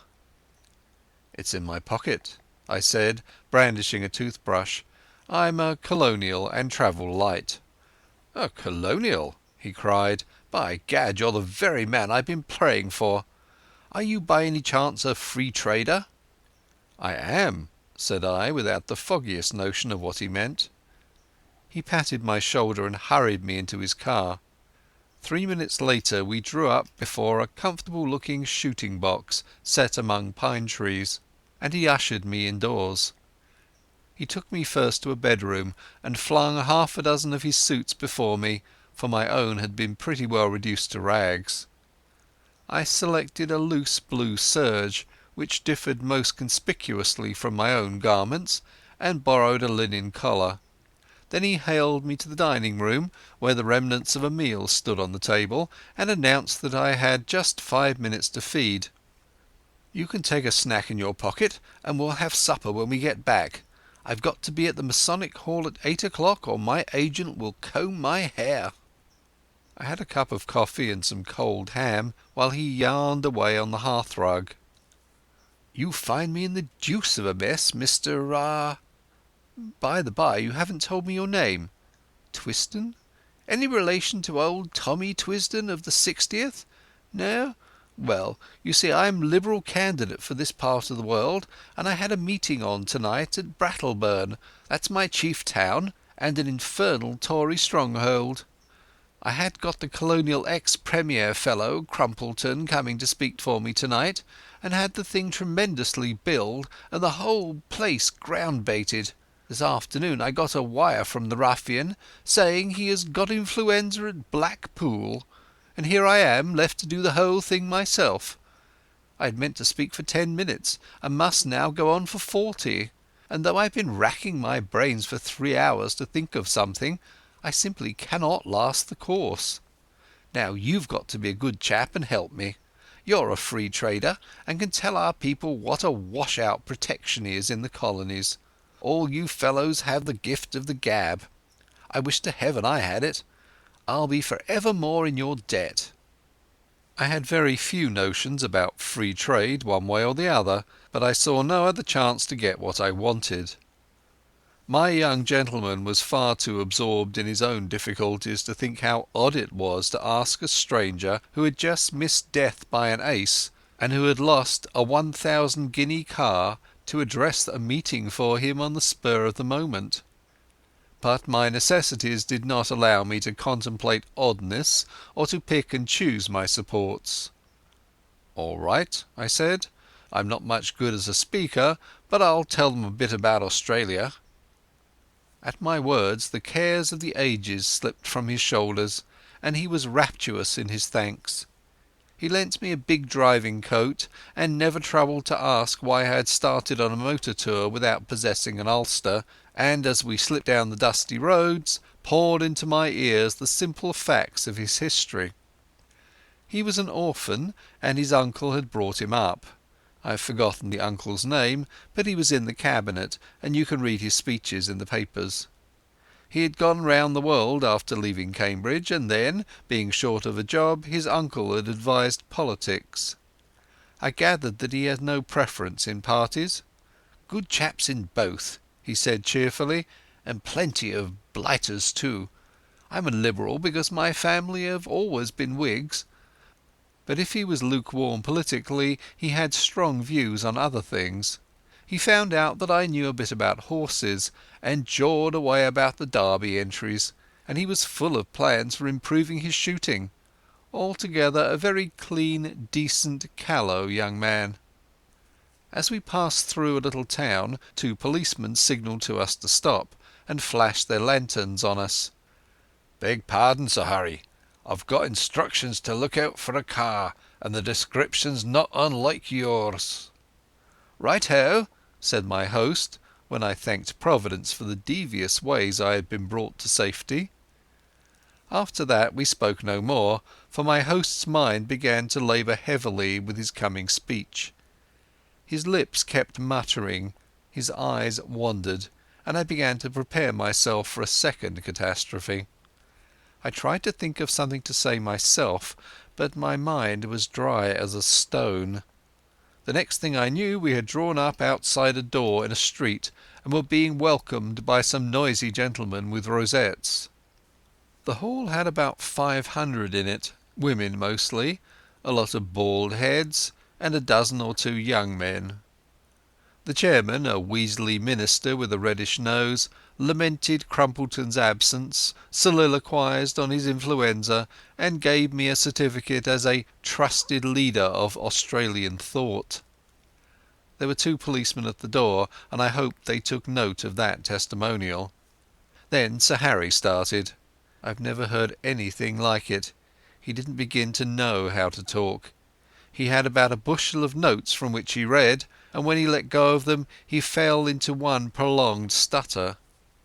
Every now and then he remembered a phrase he had learned by heart, straightened his back, and gave it off like Harry Irving, and the next moment he was bent double and crooning over his papers. It was the most appalling rot too. He talked about the German menace, and said it was all a Tory invention to cheat the poor of their rights and keep back the great flood of social reform, but that organised labour realized this and laughed the Tories to scorn. He was all for reducing our navy as a proof of our good faith, and then sending Germany an ultimatum telling her to do the same or we would knock her into a cocked hat. He said that, but for the Tories, Germany and Britain would be fellow workers in peace and reform. I thought of the little black book in my pocket. A giddy lot Scudder's friends cared for peace and reform. Yet, in a queer way, I liked the speech. You could see the niceness of the chap shining out behind the muck with which he had been spoon-fed. Also, it took a load off my mind. I mightn't be much of an orator, but I was 1000% better than Sir Harry. I didn't get on so badly when it came to my turn. I simply told them all I could remember about Australia, praying there should be no Australian there, all about its Labour Party and immigration and universal service. I doubt if I remembered to mention free trade, but I said there were no Tories in Australia, only Labour and Liberals. That fetched a cheer, and I woke them up a bit when I started in to tell them the kind of glorious business I thought could be made out of the Empire if we really put our backs into it. Although I fancy I was rather a success, the minister didn't like me though, and when he proposed a vote of thanks spoke of Sir Harry's speech as statesmanlike and mine as having the eloquence of an immigration agent. When we were in the car again, my host was in wild spirits, having got his job over. "A ripping speech, Twisden," he said. "Now you're coming home with me. I'm all alone, and if you'll stop a day or two I'll show you some very decent fishing." We had a hot supper, and I wanted it pretty badly, and then drank grog in a big cheery smoking room with a crackling wood fire. I thought the time had come for me to put my cards on the table. I saw by this man's eye that he was the kind you can trust. "Listen, Sir Harry," I said, "I've got something pretty important to say to you. You're a good fellow, and I'm going to be frank. Where on earth did you get that poisonous rubbish you talked last night?" His face fell. "Was it as bad as that?" he asked ruefully. "It did sound rather thin. I got most of it out of the Progressive magazine and pamphlets that agent chap of mine keeps sending me. But surely you don't think Germany would ever go to war with us?" "Ask that question in 6 weeks and it won't need an answer," I said. "But if you'll give me your attention for half an hour, I'm going to tell you a story." I can see yet that bright room with the deers' heads and the old prints on the walls, Sir Harry standing restlessly on the stone curb of the hearth, and myself lying back in an armchair, speaking. I seemed to be another person, standing aside and listening to my own voice, and judging carefully the reliability of my tale. It was the first time I had ever told anyone the exact truth, so far as I understood it, and it did me no end of good, for it straightened out the thing in my own mind. I blinked no detail. He heard all about Scudder and the milkman and the notebook and my doings in Galloway. Presently he got very excited and walked up and down the hearthrug. "So you see," I concluded, "you have got here in your house the man that is wanted for the Portland Place murder. Your duty is to send your car for the police and give me up. I don't think I'll get very far. There'll be an accident and I'll have a knife in my ribs in an hour or two after arrest. Nevertheless, it's your duty as a law-abiding citizen. Perhaps in a month's time you'll be sorry, but you'll have no cause to think of that." He was looking at me with bright, steady eyes. "What was your job in Rhodesia, Mr Hannay?" he asked. "Mining engineer," I said. "I made my pile cleanly, and I've had a good time in the making of it. Not a profession that weakens the nerves, is it?" I laughed. "Oh, as to that, my nerves are good enough." I took down a hunting knife from a stand on the wall and did the old Mashona trick of tossing it and catching it in my lips. That wants a pretty steady heart. He watched me with a smile. "I don't want proofs. I may be an ass on a platform, but I can size up a man. You're no murderer, and you're no fool, and I believe you are speaking the truth.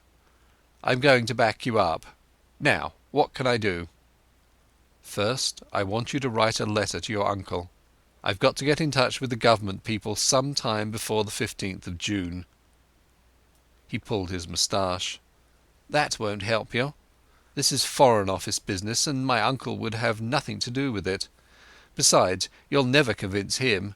No, I'll go one better. I'll write to the Permanent Secretary at the Foreign Office. He's my godfather, and one of the best going. What do you want?" He sat down at the table and wrote to my dictation. The gist of it was that if a man called Twisden—I thought I'd better stick to that name—turned up before June 15th, he was to treat him kindly. He said Twisden would prove his bona fides by passing the word Blackstone and whistling Annie Laurie. "Good," said Sir Harry. "That's the proper style. By the way, you'll find my godfather—his name's Sir Walter Bullivant—down at his country cottage for Whitsuntide. It's close to Artinswell on the Kennet. That's done. Now, what's the next thing?" "You're about my height. Lend me the oldest tweed suit you've got. Anything will do, so long as the colour is the opposite of the clothes I destroyed this afternoon. Then show me a map of the neighbourhood and explain to me the lie of the land. Lastly, if the police come asking about me, just show them the car in the glen. If the other lot turn up, tell them I caught the South Express after your meeting." He did, or promised to do, all these things. I shaved off the remnants of my moustache and got inside an ancient suit of what I believe is called heather mixture. The map gave me some notion of my whereabouts and told me the two things I wanted to know: where the main railway to the south could be joined, and what were the wildest districts near at hand. At 2 o'clock he wakened me from my slumber in the smoking room armchair and led me blinking into the dark starry night. An old bicycle was found in a tool shed and handed over to me. "First turn to the right up by the long fir wood," he enjoined. "By daybreak you'll be well into the hills. Then I should pitch the machine into a bog and take to the moors on foot. You can put in a week among the shepherds and be as safe as you were in New Guinea." I pedalled diligently up steep roads of hill gravel till the skies grew pale with morning. As the mists cleared before the sun, I found myself in a wide green world of glens falling on every side, and a far-away blue horizon. Here, at any rate, I could get early news of my enemies. End of chapter 4.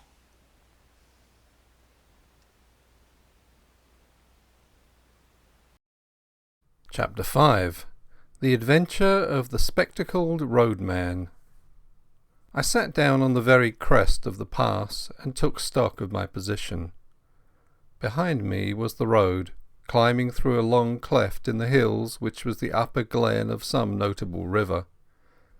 In front was a flat space of maybe a mile, all pitted with bog holes and rough with tussocks, and then beyond it the road fell steeply down another glen to a plain whose blue dimness melted into the distance.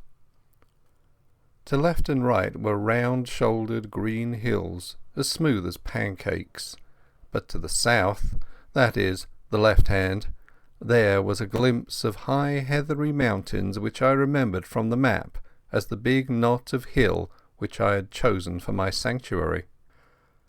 I was on the central boss of a huge upland country and could see everything moving for miles. In the meadow below the road, half a mile back, a cottage smoked, but it was the only sign of human life. Otherwise there was only the calling of plovers and the tinkling of little streams. It was now about 7 o'clock, and as I waited I heard once again the ominous beat in the air. Then I realized that my vantage ground might in reality be a trap. There was no cover for a tomtit in those bald green places. I sat quite still and hopeless while the beat grew louder. Then I saw an aeroplane coming up from the east. It was flying high, But as I looked it dropped several 100 feet and began to circle round the knot of hill in narrowing circles, just as a hawk wheels before it pounces. Now it was flying very low, and now the observer on board caught sight of me. I could see one of the two occupants examining me through glasses. Suddenly it began to rise in swift whirls, and the next I knew it was speeding eastward again till it became a speck in the blue morning. That made me do some savage thinking. My enemies had located me, and the next thing would be a cordon around me. I didn't know what force they could command, but I was certain it would be sufficient. The aeroplane had seen my bicycle and would conclude that I would try to escape by the road. In that case there might be a chance on the moors to the right or left. I wheeled the machine 100 yards from the highway and plunged it into a moss hole, where it sank among pondweed and water buttercups. Then I climbed to a knoll which gave me a view of the two valleys. Nothing was stirring on the long white ribbon that threaded them. I've said there was not cover in the whole place to hide a rat. As the day advanced it was flooded with soft fresh light till it had the fragrant sunniness of the South African veldt. At other times I should have liked the place, but now it seemed to suffocate me. The free moorlands were prison walls, and the keen hill air was the breath of a dungeon. I tossed a coin. Heads right, tails left, and it fell heads, so I turned to the north. In a little I came to the brow of the ridge which was the containing wall of the pass. I saw the high road for maybe 10 miles, and far down it something that was moving, and that I took to be a motor car. Beyond the ridge I looked on a rolling green moor which fell away into wooded glens. Now my life on the veldt has given me the eyes of a kite, and I can see things for which most men need a telescope. Away down the slope, a couple of miles away, several men were advancing like a row of beaters at a shoot. I dropped out of sight behind the skyline. That way was shut to me, and I must try the bigger hills to the south beyond the highway. The car, I had noticed, was getting nearer, but it was still a long way off, with some very steep gradients before it. I ran hard, crouching low except in the hollows, and as I ran I kept scanning the brow of the hill before me. Was it imagination, or did I see figures, 1, 2, perhaps more, moving in a glen beyond the stream? If you are hemmed in on all sides in a patch of land, there is only one chance of escape. You must stay in the patch and let your enemies search it and not find you. That was good sense, but how on earth was I to escape notice on that tablecloth of a place? I would have buried myself to the neck in mud, or lain below water, or climbed the tallest tree, but there was not a stick of wood. These bog holes were little puddles. The stream was a slender trickle. There was nothing but short heather and bare hill bent and the white highway. Then in a tiny bight of road, beside a heap of stones, I found the roadman. He had just arrived and was wearily flinging down his hammer. He looked at me with a fishy eye and yawned. "Confound the day I ever left the herding," he said, as if to the world at large. "There I was my ain master. Now I'm a slave to the government, tethered to the roadside with sair and black like a suckle." He took up the hammer, struck a stone, dropped the implement with an oath, and put both hands to his ears. "Mercy on me, my head's bursting," he cried. He was a wild figure, about my own size but much bent, with a week's beard on his chin and a pair of big horn spectacles. "I canna daint," he cried again. "The surveyor man just report me. I'm for my bed." I asked him what was the trouble, though indeed that was clear enough. "The trouble is that I'm no sober. Last nicht my Dr. Merrin was waddit, and they danced till 4 in the byre. Me and some other chiels sit down to the drinking, and here I am. Pity that I've a looked in the wine when it was red." I agreed with him about bed. "It's easy speaking," he moaned, "but I got a postcard yesterday saying that the new road surveyor would be round the day. He'll come and he'll no find me, or else he'll find me fou, and either way I'm a done man. I'll awa back to my bed and say I'm no weel, but I doot that'll no help me, for they ken my kind of no weelness." Then I had an inspiration. "Does the new surveyor know you?" I asked. "Know him? He's just been a week at the job. He runs about in a wee motor car and wad spare the in-out or a welk." "Where's your house?" I asked, and was directed by a wavering finger to the cottage by the stream. "Well, back to your bed," I said, "and sleep in peace. I'll take on your job for a bit and see the surveyor." He stared at me blankly. Then, as the notion dawned on his fuddled brain, his face broke into the vacant drunkard smile. "You're the Billy," he cried. "It'll be easy enough managed. I've finished that bing o' stains, and you needna chap on mair this forenoon. Just take the barry and whale enough metal frae yon quarry doon the road to make anither bang the morn. My name's Alexander Turnbull, and I've been 7 year at this trade, and 20 afore that herding on Lethen water. My friends call me Ecky, and while Specky, for I wear glasses, being weak i' the sicht. Just you speak to the surveyor fair and call him sir, and he'll be fell pleased. I'll be back a midday." I borrowed his spectacle and filthy old hat, stripped off coat, waistcoat and collar, and gave him them to carry home. Borrowed, too, the foul stump of a clay pipe as an extra property. He indicated my simple tasks, and without more ado set off at an amble bedwards. Bed may have been his chief object, but I think there was also something left in the foot of a bottle. I prayed that he might be safe under cover before my friends arrived on the scene. Then I set to work to dress for the part. I opened the collar of my shirt. It was a vulgar blue and white check, such as ploughmen wear, and revealed a neck as brown as any tinker's. I rolled up my sleeves, and there was a forearm which might have been a blacksmith's, sunburned and rough with old scars.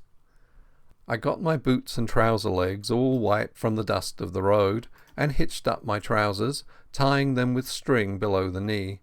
Then I set to work on my face. With a handful of dust I made a watermark round my neck, the place where Mr. Turnbull's Sunday ablutions might be expected to stop.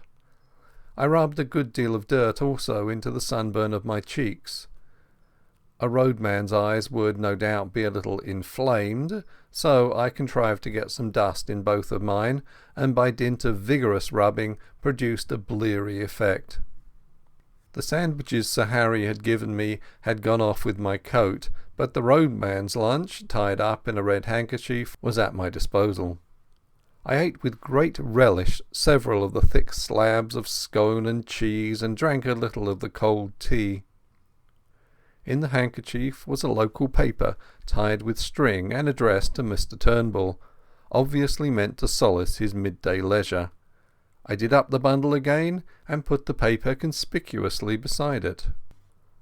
My boots did not satisfy me, but by dint of kicking among the stones I reduced them to the granite-like surface which marks a roadman's footgear. Then I bit and scraped up my fingernails till the edges were all cracked and uneven. The men I was matched against would miss no detail. I broke one of the bootlaces and retied it in a clumsy knot, and loosened the other so that my thick grey socks bulged over the uppers.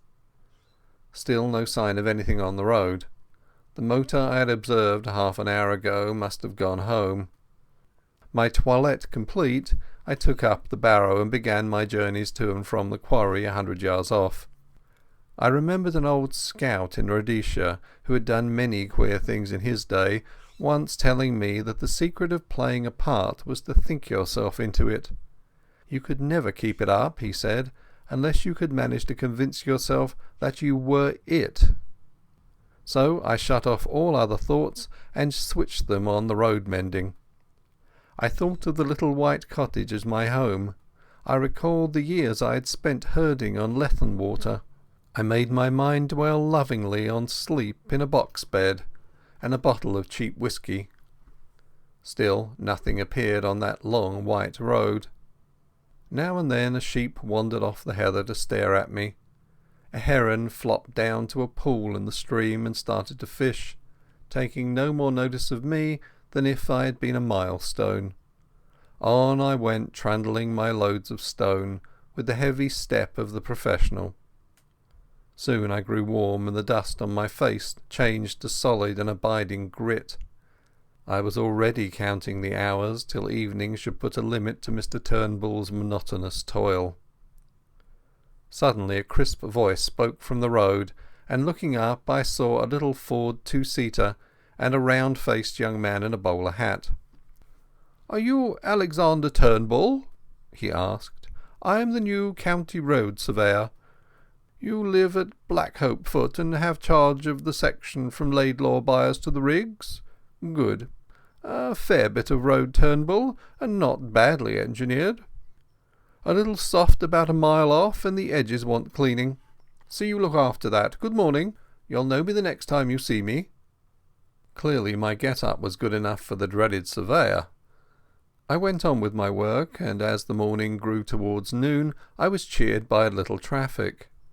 A baker's van breasted the hill and sold me a bag of ginger biscuits, which I stowed in my trouser pockets against emergencies. Then a herd passed with sheep, and disturbed me somewhat by asking loudly, "What ha' become of Specky?" "In bed with a colic," I replied, and the herd passed on. Just about midday a big car stole down the hill, glided past and drew up 100 yards beyond. Its 3 occupants descended as if to stretch their legs and sauntered towards me. 2 of the men I had seen before from the window of the Galloway Inn, one lean, sharp and dark, the other comfortable and smiling. The third had the look of a countryman, a vet perhaps, or a small farmer. He was dressed in ill-cut knickerbockers, and the eye in his head was as bright and wary as a hen's. "Morning," said the last. "That's a fine easy job of yours." I had not looked up on their approach, and now, when accosted, I slowly and painfully straightened my back after the manner of roadmen, spat vigorously after the manner of the low Scot, and regarded them steadily before replying. I confronted 3 pairs of eyes that missed nothing. "There's waur jobs and there's better," I said sententiously. "I would rather hear you sitting a day on your hinderlands on the cushions. It's you and your muckle cors that wreck my roads, and if we had the writs, you'd soon be made to mend what ye break."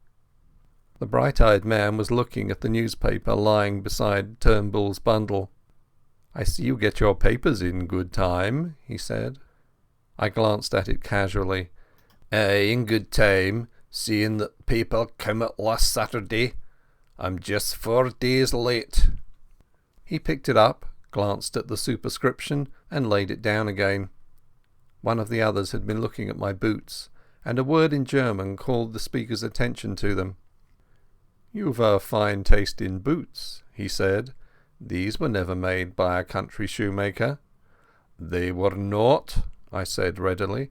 "They were made in London. I got them frae the gentleman that was here last year for the shooting. What was his name now?" I scratched a forgetful head. Again the sleek one spoke in German. "Let us get on," he said. "This fellow is all right." Then they asked one last question. "Did you see anyone pass early this morning? He might be on a bicycle or he might be on foot." I nearly fell into the trap and told a story of a bicycle hurrying past in the grey dawn, but I had a sense to see my danger, and pretended to consider very deeply. "I wasna up very early," I said. "You see, my doctor was married last nicht, and we kept it up late. I opened the house door about 7, and there was naebody on the road then. Since I come up here, there's been just the baker and the Rachel herd, besides you gentlemen." One of them gave me a cigar, which I smelled gingerly and stuck in Turnbull's bundle. They got into their car and were out of sight in 3 minutes. My heart leapt with enormous relief, but I went on wheeling my stones. It was as well, for 10 minutes later the car returned, one of the occupants waving a hand to me. These gentry left nothing to chance. I finished Turnbull's bread and cheese, and pretty soon I had finished the stones. The next step was what puzzled me. I could not keep up this road-making business for long. A merciful providence had kept Mr. Turnbull indoors, but if he appeared on the scene, there would be trouble. I had a notion that the cordon was still tight round the glen, and that if I walked in any direction I should meet with questioners. But get out I must. No man's nerve could stand more than a day of being spied on. I stayed at my post till about 5 o'clock. By that time I had resolved to go down to Turnbull's cottage at nightfall and take my chance of getting over the hills in the darkness. But suddenly a new car came up the road and slowed down a yard or two from me. A fresh wind had risen, and the occupant wanted to light a cigarette. It was a touring car with a tonneau full of an assortment of baggage. One man sat in it, and by an amazing chance I knew him. His name was Marmaduke Jopley, and he was an offence to creation. He was a sort of blood stockbroker who did his business by toadying eldest sons and rich young peers and foolish old ladies. Marmy was a familiar figure, I understood, at balls and polo weeks and country houses. He was an adroit scandalmonger, and would crawl a mile on his belly to anything that had a title or a million. I had a business introduction to his firm when I came to London, and he was good enough to ask me to dinner at his club. There he showed off at a great rate, and pattered about his Duchess till the snobbery of the creature turned me sick. I asked a man afterwards why nobody kicked him, and was told that an Englishman reverenced the weaker sex. Anyhow, there he was now, nattily dressed in a fine new car, obviously on his way to visit some of his fine friends. A sudden daftness took me, and in a second I had jumped into the tonneau and had him by the shoulder. "Hello, Jopley," I sang out. "Well met, my lad." He got a horrible fright. His chin dropped as he stared at me. "Who the devil are you?" he gasped. "My name's Hannay," I said, "from Rhodesia. You remember?" "Good God, the murderer!" he choked. "Just so. And there'll be a second murder, my dear, if you don't do as I tell you. Give me that coat of yours, that cap too." He did as he was bid, for he was blind with terror. Over my dirty trousers and vulgar shirt I put on his smart driving coat, which buttoned high up to the top, and thereby hid the deficiencies of my collar. I stuck the cap on my head and added his gloves to my get-up. The dusty roadman in a minute was transformed into one of the neatest motorists in Scotland. On Mr. Jopley's head I clapped Turnbull's unspeakable hat, and told him to keep it there. Then, with some difficulty, I turned the car. My plan was to go back the road he had come, for the watchers, having seen it before, would probably let it pass unremarked, and Marmy's figure was in no way like mine.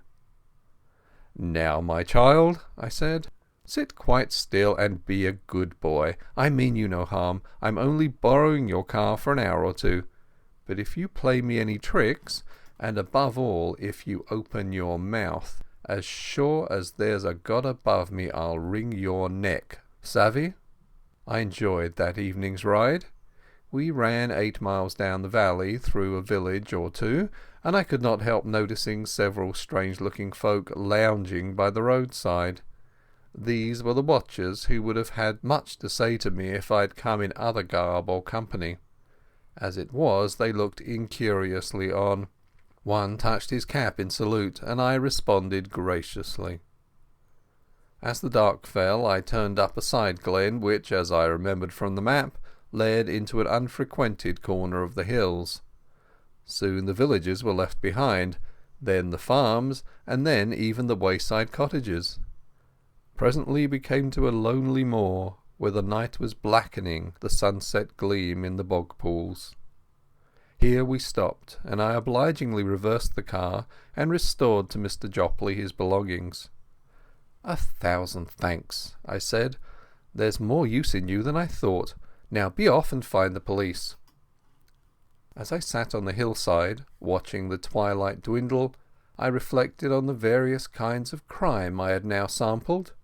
Contrary to general belief, I was not a murderer, but I had become an unholy liar, a shameless impostor, and a highwayman with a marked taste for expensive motor cars.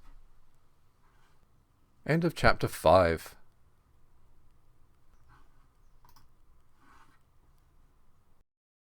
Chapter 6. The Adventure of the Bald Archaeologist. I spent the night on a shelf of the hillside, in the lee of a boulder where the heather grew long and soft. It was a cold business, for I had neither coat nor waistcoat. Those were in Mr. Turnbull's keep, as was Scudder's little book, my watch, and, worst of all, my pipe and tobacco pouch. Only my money accompanied me in my belt, and half a pound of ginger biscuits in my trousers pocket. I supped off half those biscuits, and by worming myself deep into the heather got some kind of warmth. My spirits had risen, and I was beginning to enjoy this crazy game of hide-and-seek. So far I had been miraculously lucky. The milkman, the literary innkeeper, Sir Harry, the roadman, and the idiotic Marmee were all pieces of undeserved good fortune. Somehow the first success gave me a feeling that I should pull through. My chief trouble was that I was desperately hungry. When a Jew shoots himself in the city and there is an inquest, the newspapers usually report that the deceased was well nourished. I remember thinking that they would not call me well nourished if I broke my neck in a bog hole. I lay and tortured myself, for the ginger biscuits merely emphasized the aching void, with the memory of all the good food I had thought so little of in London. There were Paddock's crisp sausages and fragrant shavings of bacon and shapely poached eggs. How often I had turned up my nose at them. There were the cutlets they did at the club, and a particular ham that stood on the cold table for which my soul lusted. My thoughts hovered over all the variety of mortal edible, and finally settled on a porterhouse steak and a quart of bitter with a Welsh rarebit to follow. In longing hopelessly for these dainties, I fell asleep. I woke very cold and stiff about an hour after dawn. It took me a little while to remember where I was, for I had been very weary and had slept heavily. I saw first the pale blue sky through a net of heather, then a big shoulder of hill, and then my own boots placed neatly in a blackberry bush. I raised myself on my arms and looked down into the valley, and that one look set me lacing up my boots in mad haste. For there were men below, not more than a quarter of a mile off, spaced out on the hillside like a fan, and beating the heather. Marmee had not been slow in looking for his revenge. I crawled out of my shelf into the cover of a boulder, and from it gained a shallow trench which slanted up the mountain face. This led me presently into the narrow gully of a burn, by which way I scrambled to the top of the ridge. From there I looked back and saw that I was still undiscovered. My pursuers were patiently quartering the hillside and moving upwards. Keeping behind the skyline, I ran for maybe half a mile till I judged I was above the uppermost end of the glen. Then I showed myself, and was instantly noted by one of the flankers, who passed the word to the others. I heard cries coming up from below, and saw that the line of search had changed its direction. I pretended to retreat over the skyline, but instead went back the way I had come, and in 20 minutes was behind the ridge overlooking my sleeping place. From that viewpoint I had the satisfaction of seeing the pursuit streaming up the hill at the top of the glen on a hopelessly false scent. I had before me a choice of routes, and I chose a ridge which made an angle with the one I was on, and so would soon put a deep glen between me and my enemies. The exercise had warmed my blood, and I was beginning to enjoy myself amazingly. As I went I breakfasted on the dusty remnants of the ginger biscuits. I knew very little about the country, and I hadn't a notion what I was going to do. I trusted to the strength of my legs, but I was well aware that those behind me would be familiar with the lie of the land, and that my ignorance would be a heavy handicap. I saw in front of me a sea of hills rising very high towards the south, but northwards breaking down into broad ridges which separated wide and shallow dales. The ridge I had chosen seemed to sink after a mile or two to a moor which lay like a pocket in the uplands. That seemed as good a direction to take as any other. My stratagem had given me a fair start, call it 20 minutes, and I had the width of a glen behind me before I saw the first heads of the pursuers. The police had evidently called in local herds or gamekeepers. They hallooed at the sight of me, and I waved my hand. 2 dived into the glen and began to climb my ridge, while the others kept their own side of the hill. I felt as if I were taking part in a schoolboy game of hare and hounds, but very soon it became to seem less of a game. These fellows behind were hefty men on their native heath.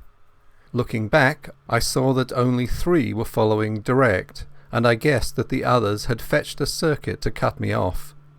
My lack of local knowledge might very well be my undoing, and I resolved to get out of this tangle of glens to the pocket of moor I had seen from the tops.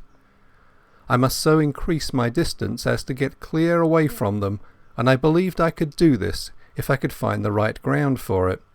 If there had been cover, I would have tried a bit of stalking, but on these bare slopes you could see a fly a mile off. My hope must be in the length of my legs and the soundness of my wind, but I needed easier ground for that, for I was not bred a mountaineer. How I longed for a good Afrikaner pony! I put on a great spurt and got off my ridge and down into the moor before any figures appeared on the skyline behind me. I crossed a burn and came out on a high road which made a pass between 2 glens. All in front of me was a big field of heather sloping up to a crest which was crowned with an odd feather of trees. In the dyke by the roadside was a gate from which a grass-grown track led over the first wave of the moor. I jumped the dyke and followed it, and after a few hundred yards, as soon as it was out of sight of the highway, the grass stopped, and it became a very respectable road, which was evidently kept with some care. Clearly it ran to a house, and I began to think of doing the same. Hitherto my luck had held, and it might be that my best chance would be found in this remote dwelling. Anyhow, there were trees there, and that meant cover. I did not follow the road, but the burnside which flanked it on the right, where the bracken grew deep and the high banks made a tolerable screen. It was well I did so, for no sooner had I gained the hollow than, looking back, I saw the pursuit topping the ridge from which I had descended. After that I did not look back. I had no time. I ran up the burnside, crawling over the open places, and for a large part wading in the shallow stream. I found a deserted cottage with a row of phantom peat stacks and an overgrown garden. Then I was among young hay, and very soon had come to the edge of a plantation of wind-blown firs. From there I saw the chimneys of the house smoking a few hundred yards to my left. I forsook the burnside, crossed another dyke, and almost before I knew was on a rough lawn.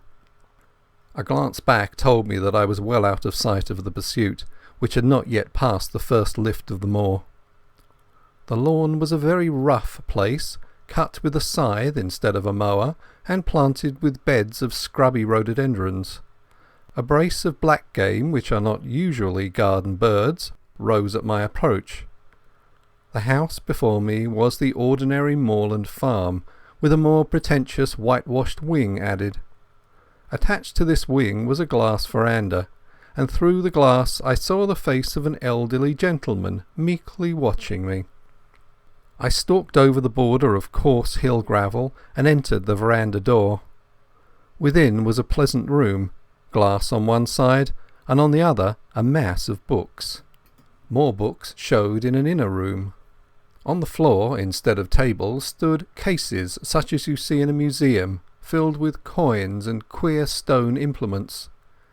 There was a knee-hole desk in the middle, and seated at it, with some papers and open volumes before him, was the benevolent old gentleman. His face was round and shiny, like Mr. Pickwick's. Big glasses were stuck on the end of his nose, and the top of his head was as bright and bare as a glass bottle. He never moved when I entered, but raised his placid eyebrows and waited on me to speak. It was not an easy job, with about 5 minutes to spare, to tell a stranger who I was and what I wanted, and to win his aid. I did not attempt it. There was something about the eye of the man before me, something so keen and knowledgeable, that I could not find a word. I simply stared at him and stuttered. "You seem in a hurry, my friend," he said slowly. I nodded towards the window. It gave a prospect across the moor through a gap in the plantation, and revealed certain figures half a mile off, straggling through the heather. "Ah, I see," he said, and took up a pair of field glasses, through which he patiently scrutinized the figures. "A fugitive from justice, eh? Well, we'll go into the matter at our leisure. Meantime, I object to my privacy being broken in upon by the clumsy rural policeman. Go into my study and you will see 2 doors facing you. Take the one to the left and close it behind you. You will be perfectly safe." And this extraordinary man took up his pen again. I did as I was bid, and found myself in a little dark chamber which smelled of chemicals, and was lit only by a tiny window high up in the wall. The door had swung behind me with a click like the door of a safe. Once again I had found an unexpected sanctuary. All the same, I was not comfortable. There was something about the old gentleman which puzzled and rather terrified me. He had been too easy and ready, almost as if he had expected me, and his eyes had been horribly intelligent. No sound came to me in that dark place. For all I knew, the police might be searching the house, and if they did, they would want to know what was behind this door. I tried to possess my soul in patience and to forget how hungry I was. Then I took a more cheerful view.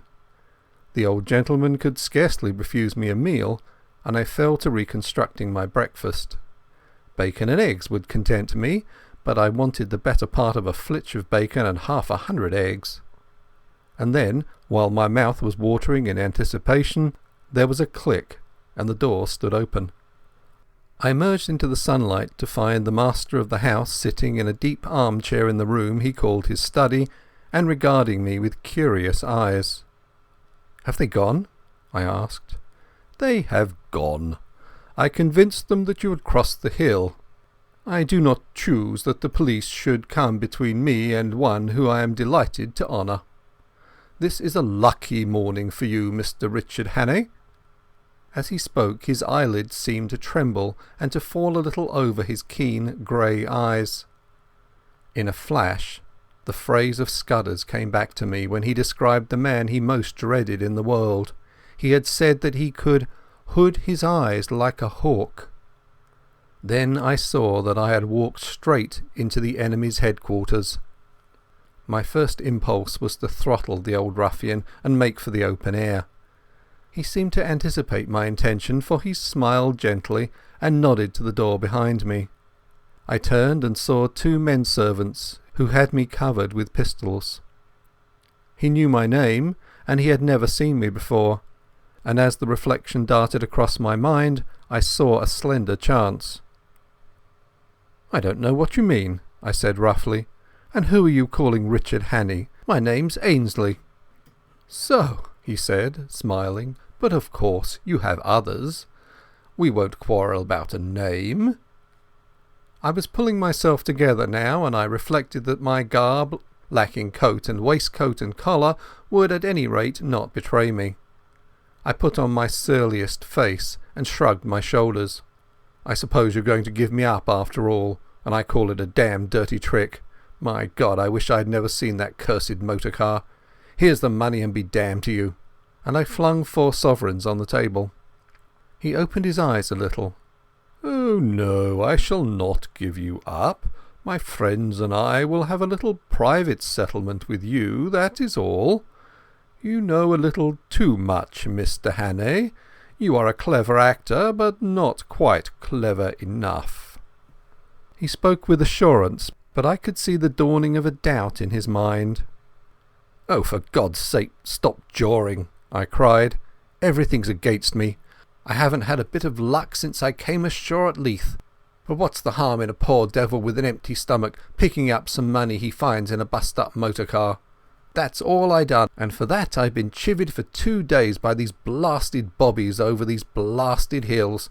I tell you, I'm fair sick of it. You can do what you like, old boy. Ned Ainsley's got no fight left in him." I could see that the doubt was gaining. "Will you oblige me with the story of your recent doings?" he asked. "I can't, governor," I said in a real beggar's whine. "I've not had a bite to eat for 2 days. Give me a mouthful of food and then you'll hear God's truth."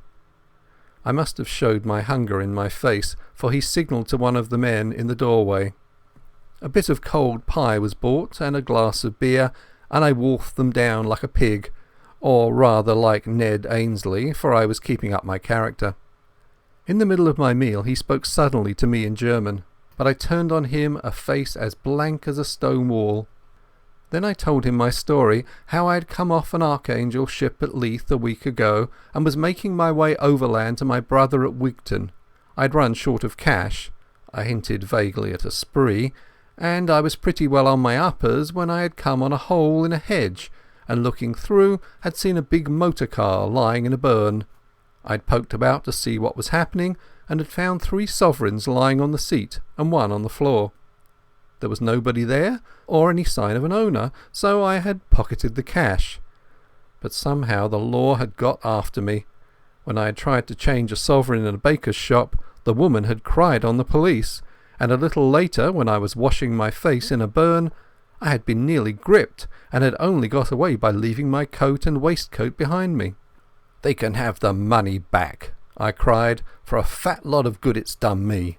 Those perishers are all down on a poor man. Now, if it had been you, governor, that had found the quids, nobody would have troubled you."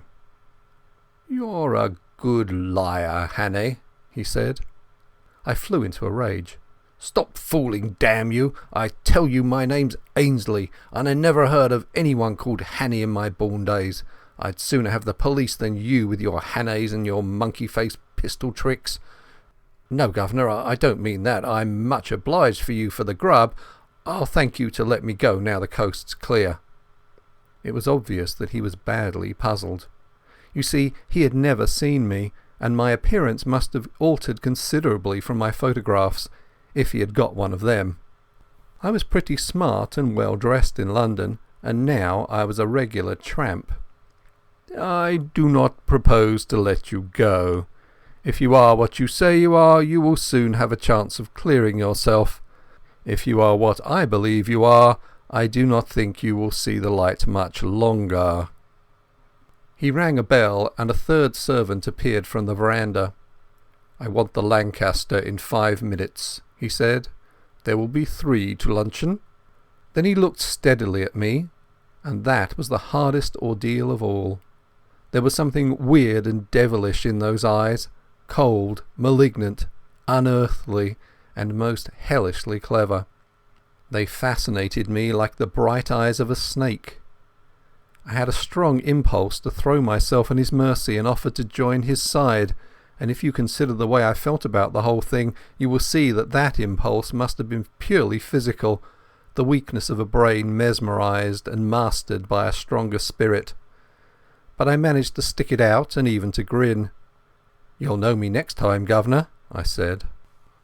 "Carl," he said in German to one of the men in the doorway, "you will put this fellow in the storeroom until I return, and you will be answerable to me for his keeping." I was marched out of the room with a pistol at each ear. The storeroom was a damp chamber in what had been the old farmhouse. There was no carpet on the uneven floor, and nothing to sit down on but a school form. It was black as pitch, for the windows were heavily shuttered. I made out by groping that the walls were lined with boxes and barrels and sacks of some heavy stuff. The whole place smelled of mould and disuse. My jailers turned the key in the door, and I could hear them shifting their feet as they stood on guard outside.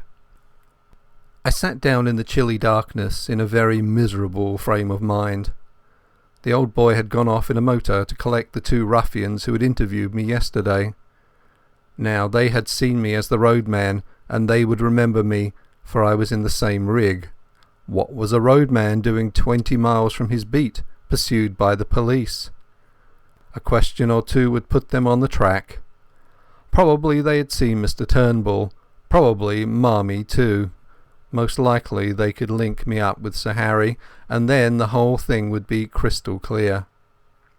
What chance had I in this moorland house with 3 desperadoes and their armed servants? I began to think wistfully of the police, now plodding over the hills after my wraith. They at any rate were fellow countrymen and honest men, and their tender mercies would be kinder than these ghoulish aliens. But they wouldn't have listened to me. That old devil with the eyelids had not taken long to get rid of them. I thought he probably had some kind of graft with the constabulary. Most likely he had letters from cabinet ministers saying he was to be given every facility for plotting against Britain. That was the sort of owlish way we run our politics in the old country. The 3 would be back for lunch, so I hadn't got more than a couple of hours to wait. It was simply waiting on destruction, for I could see no way out of this mess. I wished that I had Scudder's courage, for I am free to confess I didn't feel any great fortitude. The only thing that kept me going was that I was pretty furious. It made me boil with rage to think of those 3 spies getting the pull on me like this. I hoped that at any rate I might be able to twist one of their necks before they downed me. The more I thought of it, the angrier I grew, and I had to get up and move about the room. I tried the shutters, but they were the kind that lock with a key, and I couldn't move them. From the outside came the faint clucking of hens in the warm sun. Then I groped among the sacks and boxes. I couldn't open the latter, and the sacks seemed to be full of things like dog biscuits that smelled of cinnamon. But as I circumnavigated the room I found a handle in the wall which seemed worth investigating. It was the door of a wall cupboard, what they call a press in Scotland, and it was locked. I shook it, and it seemed rather flimsy. For want of something better to do, I put out my strength on that door, getting some purchase on the handle by looping my braces round it. Presently the thing gave with a crash, which I thought would bring in my warders to inquire. I waited for a bit, and then started to explore the cupboard shelves. There was a multitude of queer things there. I found an odd vesta or two in my trousers pocket, and struck a light. It went out in a second, but it showed me one thing. There was a little stock of electric torches on one shelf. I picked one up and found it was in working order. With the torch to help me I investigated further. There were bottles and cases of queer-smelling stuffs, chemicals no doubt for experiments, and there were coils of fine copper wire and yanks of a thin oiled silk. There was a box of detonators and a lot of cord for fuses. Then away at the back of a shelf I found a stout brown cardboard box, and inside it a wooden case. I managed to wrench it open, and within lay 6 little grey bricks, each a couple of inches square. I took one up and found that it crumbled easily in my hand. Then I smelled it and put my tongue to it. After that I sat down to think. I hadn't been a mining engineer for nothing, and I knew lentonite when I saw it. With one of these bricks I could blow the house to smithereens. I'd used the stuff in Rhodesia and knew its power. But the trouble was that my knowledge wasn't exact. I had forgotten the proper charge and the right way of preparing it, and I wasn't sure about the timing. I had only a vague notion too as to its power, for though I had used it, I had not handled it with my own fingers. But it was a chance, the only possible chance. It was a mighty risk, but against it was an absolute black certainty. If I used it, the odds were, as I reckoned, about 5 to 1 in favour of my blowing myself into the tree-tops. But if I didn't, I should be very likely to be occupying a 6-foot hole in the garden by the evening. That was the way I had to look at it. The prospect was pretty dark either way, but anyhow there was a chance, both for myself and for my country. The remembrance of little Scudder decided me. It was about the beastliest moment of my life, for I am no good at these cold-blooded resolutions. Still, I managed to rake up the pluck to set my teeth and choke back the horrid doubts that flooded in on me. I simply shut off my mind and pretended I was doing an experiment as simple as Guy Fawkes fireworks. I got a detonator and fixed it to a couple of feet of fuse. Then I took a quarter of a lentonite brick and buried it near the door, below one of the sacks in a crack of the floor, fixing the detonator in it. For all I knew, half of these boxes might be dynamite. If the cupboard held such deadly explosives, why not the boxes? In that case there would be a glorious skyward journey for me and the German servants, and about an acre of the surrounding country. There was also the risk that the detonation might set off the other bricks in the cupboard, for I had forgotten most that I knew about lentonite. But it didn't do to begin thinking about the possibilities.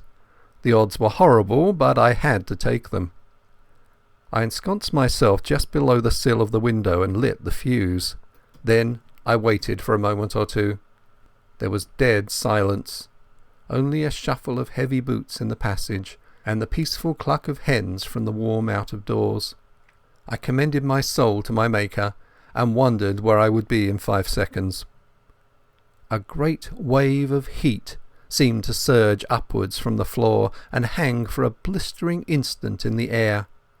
Then the wall opposite me flashed into a golden yellow and dissolved with a rending thunder that hammered my brain into a pulp.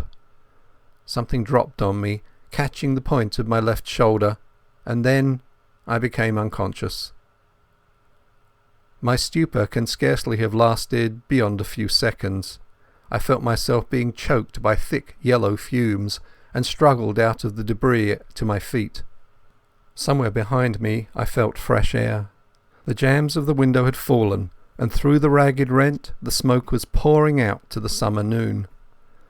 I stepped over the broken lintel and found myself standing in a yard in a dense and acrid fog. I felt very sick and ill, but I could move my limbs, and I staggered blindly forward, away from the house. A small mill-lade ran in a wooden aqueduct at the other side of the yard, and into this I fell. The cool water revived me, and I had just enough wits left to think of escape. I squirmed up the lade among the slippery green slime till I reached the mill wheel. Then I wriggled through the axle hole into the old mill and tumbled onto a bed of chaff. A nail caught the seat of my trousers, and I left a wisp of heather mixture behind me. The mill had been long out of use. The ladders were rotten with age, and in the loft the rats had gnawed great holes in the floor. Nausea shook me, and a wheel in my head kept turning, while my left shoulder and arm seemed to be stricken with the palsy. I looked out of the window and saw a fog still hanging over the house, and smoke escaping from an upper window. Please God I had set the place on fire, for I could hear the confused cries coming from the other side. But I had no time to linger, since this mill was obviously a bad hiding place. Anyone looking for me would naturally follow the lade, and I made certain the search would begin as soon as they found that my body was not in the storeroom. From another window I saw that on the far side of the mill stood an old stone dovecot.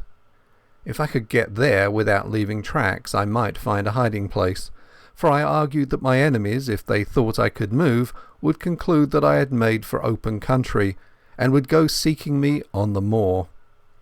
I crawled down the broken ladder, scattering chaff behind me to cover my footsteps. I did the same on the mill floor and on the threshold where the door hung on broken hinges. Peeping out, I saw that between me and the dovecot was a piece of bare cobbled ground where no footmarks would show. Also, it was mercifully hid by the mill buildings from any view from the house. I slipped across the space, got into the back of the dovecot, and prospected a way of ascent. That was one of the hardest jobs I ever took on. My shoulder and arm ached like hell, and I was so sick and giddy that I was always on the verge of falling, but I managed it somehow. By the use of outjutting stones and gaps in the masonry and a tough ivy root, I got to the top in the end. There was a little parapet behind which I found a space to lie down. Then I proceeded to go into an old-fashioned swoon. I woke with a burning head and the sun glaring in my face. For a long time I lay motionless, for these horrible fumes seemed to have loosened my joints and dulled my brain. Sounds came to me from the house, men speaking throatily, and the throbbing of a stationary car. There was a little gap in the parapet to which I wriggled, and from which I had some sort of prospect of the yard.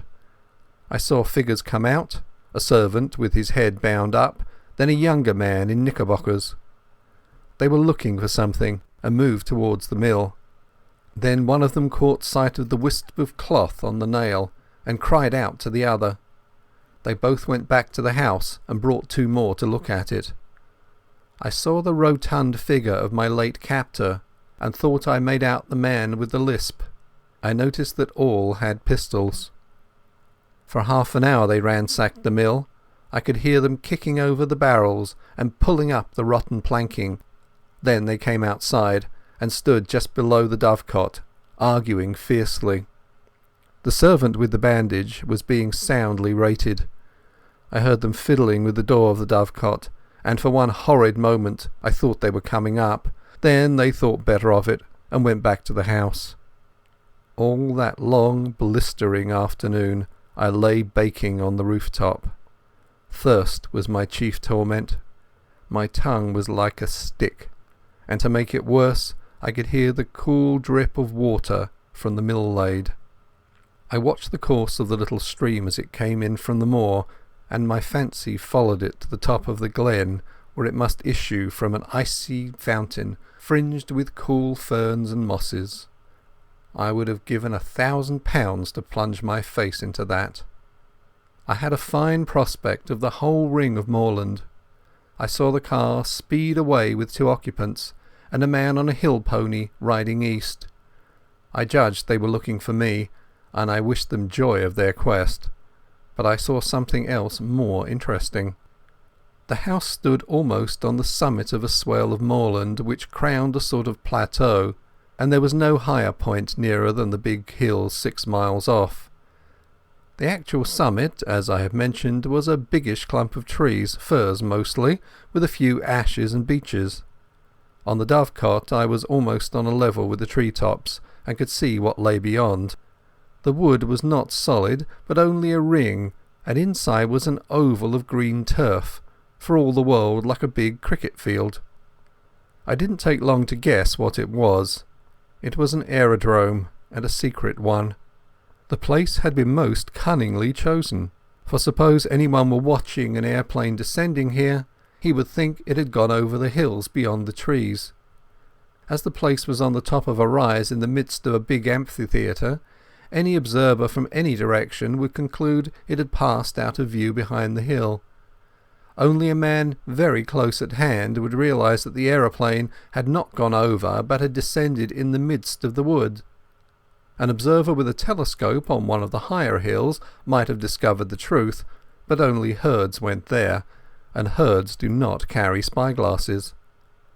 When I looked from the dovecot I could see far away a blue line which I knew was the sea, and I grew furious to think that our enemies had this secret conning tower to rake our waterways.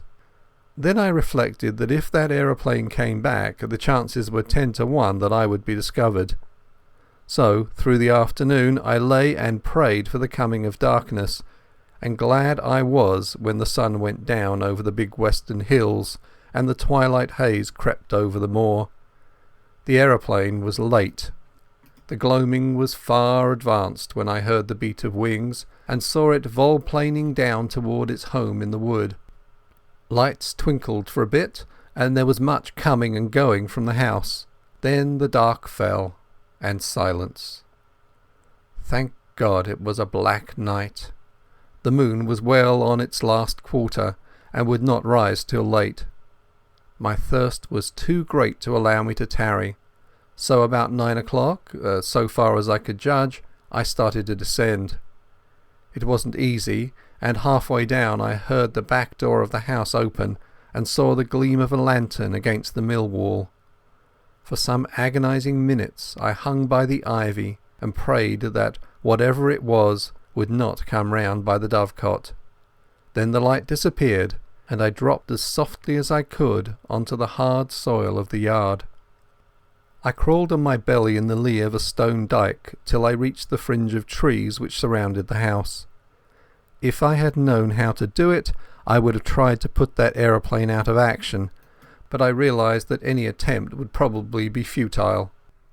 I was pretty certain that there would be some kind of defence round the house, so I went through the woods on hands and knees, feeling carefully every inch before me. It was as well, for presently I came on a wire about 2 feet from the ground. If I had tripped over that, it would doubtless have rung some bell in the house, and I would have been captured. 100 yards further on I found another wire cunningly placed on the edge of a small stream. Beyond that lay the moor, and in 5 minutes I was deep in bracken and heather. Soon I was round the shoulder of the rise, in the little glen from which the mill lade flowed. 10 minutes later my face was deep in the spring, and I was soaking down pints of the blessed water. But I did not stop till I had put 6 miles between me and that accursed dwelling. End of Chapter 6. Chapter 7. The Dry Fly Fisherman. I sat down on a hilltop and took stock of my position. I wasn't feeling very happy, for my natural thankfulness at my escape was clouded by my severe bodily discomfort. Those lentonite fumes had fairly poisoned me, and the baking hours on the dovecot hadn't helped matters. I had a crushing headache, and felt as sick as a cat. Also, my shoulder was in a bad way. At first I thought it was only a bruise, but it seemed to be swelling, and I had no use of my left arm. My plan was to seek Mr. Turnbull's cottage, recover my garments, and especially Scudder's notebook, and then make for the main line and get back to the south. It seemed to me that the sooner I got in touch with the Foreign Office man, Sir Walter Bullivant, the better. I didn't see how I could get more proof than I'd got already. He must just take or leave my story, and anyway with him I would be in better hands than those devilish Germans. I had begun to feel quite kindly towards the British police. It was a wonderful starry night, and I had not much difficulty about the road. Sir Harry's map had given me the lie of the land, and all I had to do was to steer a point or two west of southwest to come to the stream where I had met the roadman. In all these travels I never knew the names of the places, but I believe this stream was no less than the upper waters of the River Tweed. I calculated I must be about 18 miles distant, and that meant I could not get there before morning. So I must lie up a day somewhere, for I was too outrageous a figure to be seen in the sunlight. I had neither coat, waistcoat, collar nor hat. My trousers were badly torn, and my face and hands were black with the explosion. I dare say I had other beauties, for my eyes felt as if they were furiously bloodshot. Altogether I was no spectacle for God-fearing citizens to see on a high road. Very soon after daybreak I made an attempt to clean myself in a hill burn, and then approached a herd's cottage, for I was feeling the need of food. The herd was away from home, and his wife was alone with no neighbour for 5 miles. She was a decent old body and a plucky one, for though she got a fright when she saw me, she had an axe handy and would have used it on any evildoer. I told her that I'd had a fall. I didn't say how, and she saw by my looks that I was pretty sick. Like a true Samaritan, she asked no questions, but gave me a bowl of milk with a dash of whisky in it, and let me sit for a little by her kitchen fire. She would have bathed my shoulder, but it ached so badly that I would not let her touch it. I don't know what she took me for, a repenitent burglar perhaps, but when I wanted to pay her for the milk and tendered a sovereign, which was the smallest coin I had, she shook her head and said something about giving it to them as had a right to it. At this I protested so strongly that I think she believed me honest, for she took the money and gave me a warm new plaid for it and an old hat of her man's. She showed me how to wrap the plaid round my shoulders, and when I left that cottage I was the living image of the kind of Scotsman you see in illustrations to Burns' poems.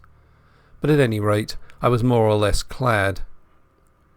It was as well, for the weather changed before midday to a thick drizzle of rain. I found shelter below an overhanging rock in the crook of a burn, where a drift of dead brackens made a tolerable bed. There I managed to sleep till nightfall, waking very cramped and wretched, with my shoulder gnawing like a toothache.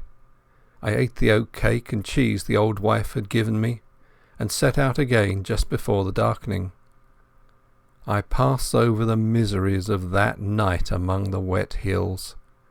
There were no stars to steer by, and I had to do the best I could from my memory of the map. Twice I lost my way, and I had some nasty falls into the peat bogs.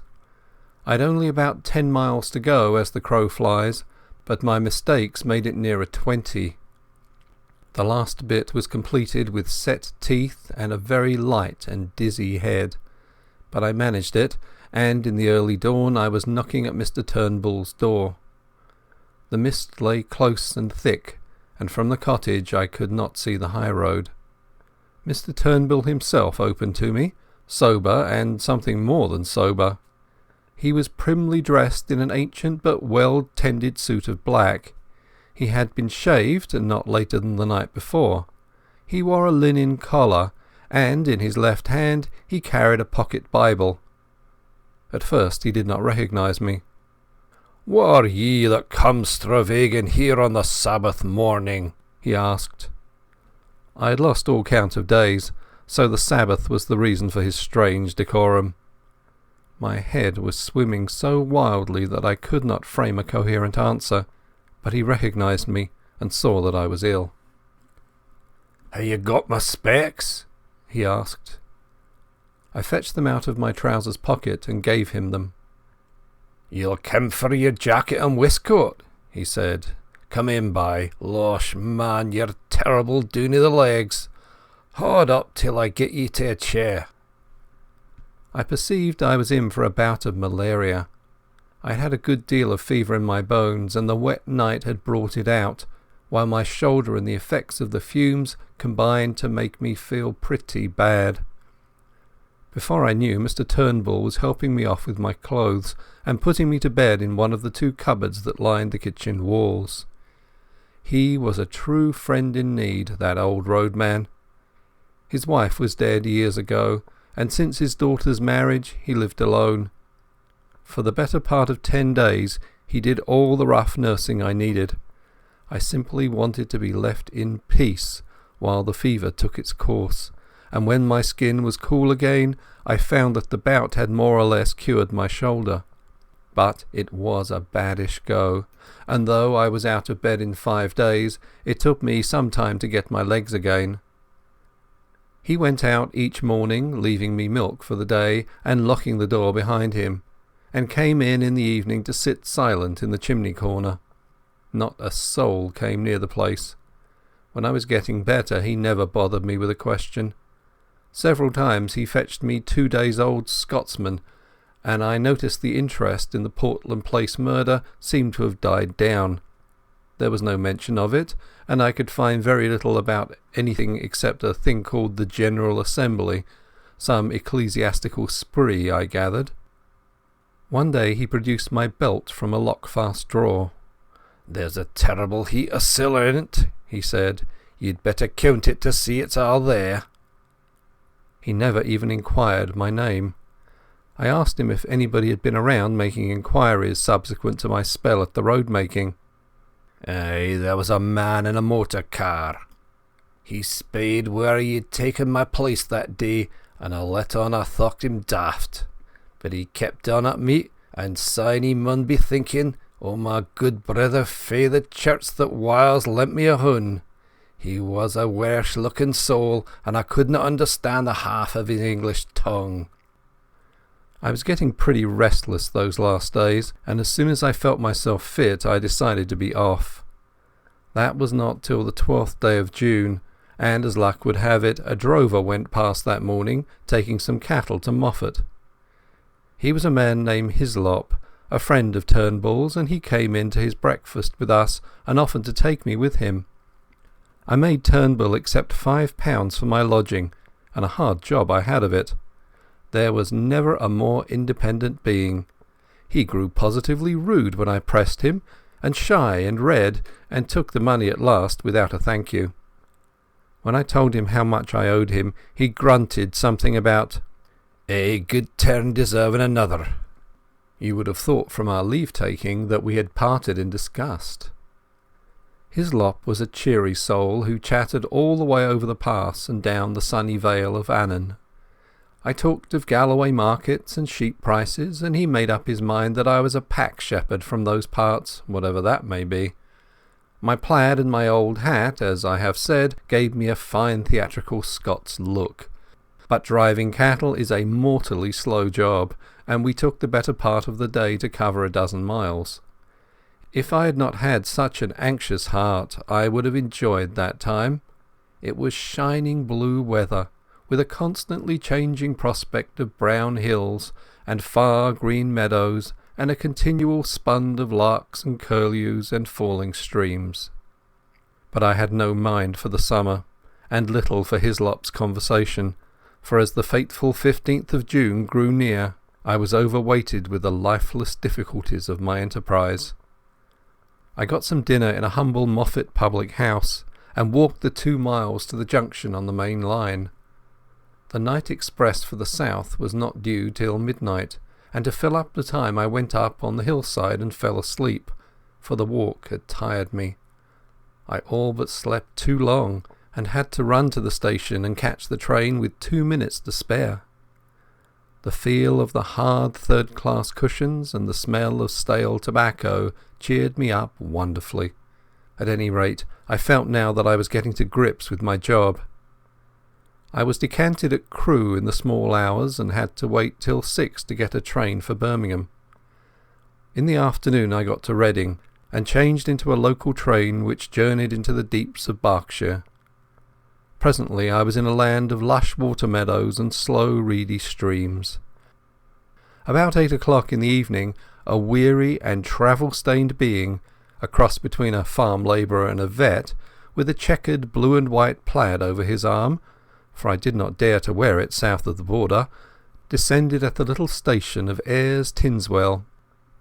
There were several people on the platform, and I thought I had better wait to ask my way till I was clear of the place.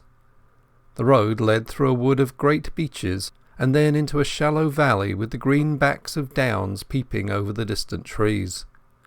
After Scotland the air smelled heavy and flat, but infinitely sweet, for the limes and chestnuts and lilac bushes were domes of blossom.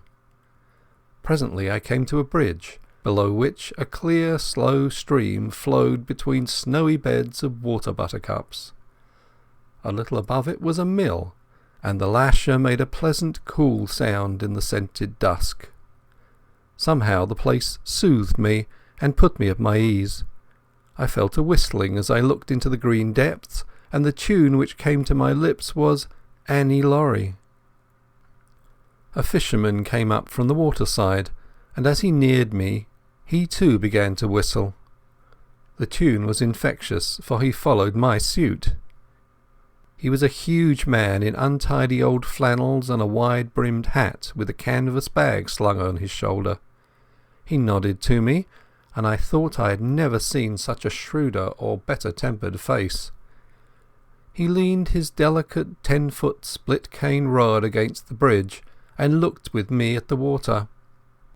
"Clear, isn't it?" he said pleasantly. "I back our Kennet any day against the test. Look at that big fellow, 4 pounds if he's an ounce.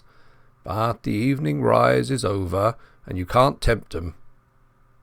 "I don't see him," said I. "Look, there, a yard from the reeds, just above that sickle." "I've got him now. You might swear he was a black stone." "So," he said, and whistled another bar of Annie Laurie. "Twisden's the name, isn't it?" he said over his shoulder, his eyes still fixed on the stream. "No," I said. "I mean to say yes." I had forgotten all about my alias. "It's a wise conspirator that knows his own name," he observed, grinning broadly at a moorhen that emerged from the bridge's shadow. I stood up and looked at him, at his square jaw and broad-lined brow and the firm folds of cheek, and began to think that here at last was an ally worth having. His whimsical blue eyes seemed to go very deep. Suddenly he frowned. "I call it disgraceful," he said, raising his voice. "Disgraceful that an able-bodied man like you should dare to beg. You can get a meal from my kitchen, but you'll get no money from me." A dog-cart was passing, driven by a young man who raised his whip to salute the fisherman. When he had gone, he picked up his rod. "That's my house," he said, pointing to a white gate 100 yards on. "Wait 5 minutes and then go round to the back door." And with that he left me. I did as I was bidden. I found a pretty cottage with a lawn running down to the stream, and a perfect jungle of guelder rose and lilac flanking the path. The back door stood open, and a grave butler was awaiting me. "Come this way, sir," he said, and he led me along a passage and up a back staircase to a pleasant bedroom looking towards the river. There I found a complete outfit laid out for me, dress clothes with all the fixings, a brown flannel suit, shirts, collars, ties, shaving things and hairbrushes, even a pair of patent shoes. "Sir Walter thought as how Mr Reggie's things would fit you, sir," said the butler. "He keeps some clothes here, for he comes regular on the weekends. There's a bathroom next door, and I've prepared a hot bath. Dinner in half an hour, sir. You'll hear the gong." The grave being withdrew, and I sat down in a chintz-covered easy-chair and gaped. It was like a pantomime to come suddenly out of beggardom into this orderly comfort. Obviously Sir Walter believed in me, though why he did I could not guess. I looked at myself in the mirror and saw a wild, haggard, brown fellow with a fortnight's ragged beard and dust in ears and eyes, collarless, vulgarly shirted, with shapeless old tweed clothes and boots that had not been cleaned for the better part of a month. I made a fine tramp and a fair drover, and here I was ushered by a prim butler into this temple of gracious ease. And the best of it was that they did not even know my name. I resolved not to puzzle my head, but to take the gifts the gods had provided. I shaved and bathed luxuriously, and got into the dress clothes and clean, crackling shirt, which fitted me not so badly. By the time I had finished, the looking-glass showed a not unpersonable young man. Sir Walter awaited me in a dusky dining-room, where a little round table was lit with silver candles. The sight of him, so respectable and established and secure, the embodiment of law and government and all the conventions, took me aback and made me feel an interloper. He couldn't know the truth about me, or he wouldn't treat me like this. I simply could not accept his hospitality on false pretences. "I'm more obliged to you than I can say, but I'm bound to make things clear," I said. "I'm an innocent man, but I'm wanted by the police. I've got to tell you this, and I won't be surprised if you kick me out." He smiled. "That's all right. Don't let that interfere with your appetite. We can talk about these things after dinner." I never ate a meal with greater relish, for I had had nothing all day but railway sandwiches. Sir Walter did me proud, for we drank a good champagne and had some uncommon fine port afterwards. It made me almost hysterical to be sitting there, waited on by a footman and a sleek butler, and remember that I had been living for 3 weeks like a brigand, with every man's hand against me. I told Sir Walter about tiger fish in the Zambesi that bite off your fingers if you give them a chance, and we discussed sport up and down the globe, for he had hunted a bit in his day. We went to his study for coffee, a jolly room full of books and trophies and untidiness and comfort. I made up my mind that if I ever got rid of this business and had a house of my own, I would create just such a room. Then, when the coffee cups were cleared away and we got our cigars alight, my host swung his long legs over the side of his chair and bade me get started with my yarn. "I've obeyed Harry's instructions," he said, "and the bribe he offered me was that you would tell me something to wake me up. I'm ready, Mr. Hannay." I noticed with a start that he called me by my proper name. I began at the very beginning. I told of my boredom in London, and the night I had come back to find Scudder gibbering on my doorstep. I told him all Scudder had told me about Karolides and the Foreign Office Conference, and that made him purse his lips and grin. Then I got to the murder, and he grew solemn again. He heard all about the milkman and my time in Galloway and my deciphering Scudder's notes at the inn. "You've got them here?" he asked sharply, and drew a long breath when I whipped the little book from my pocket. I said nothing of the contents.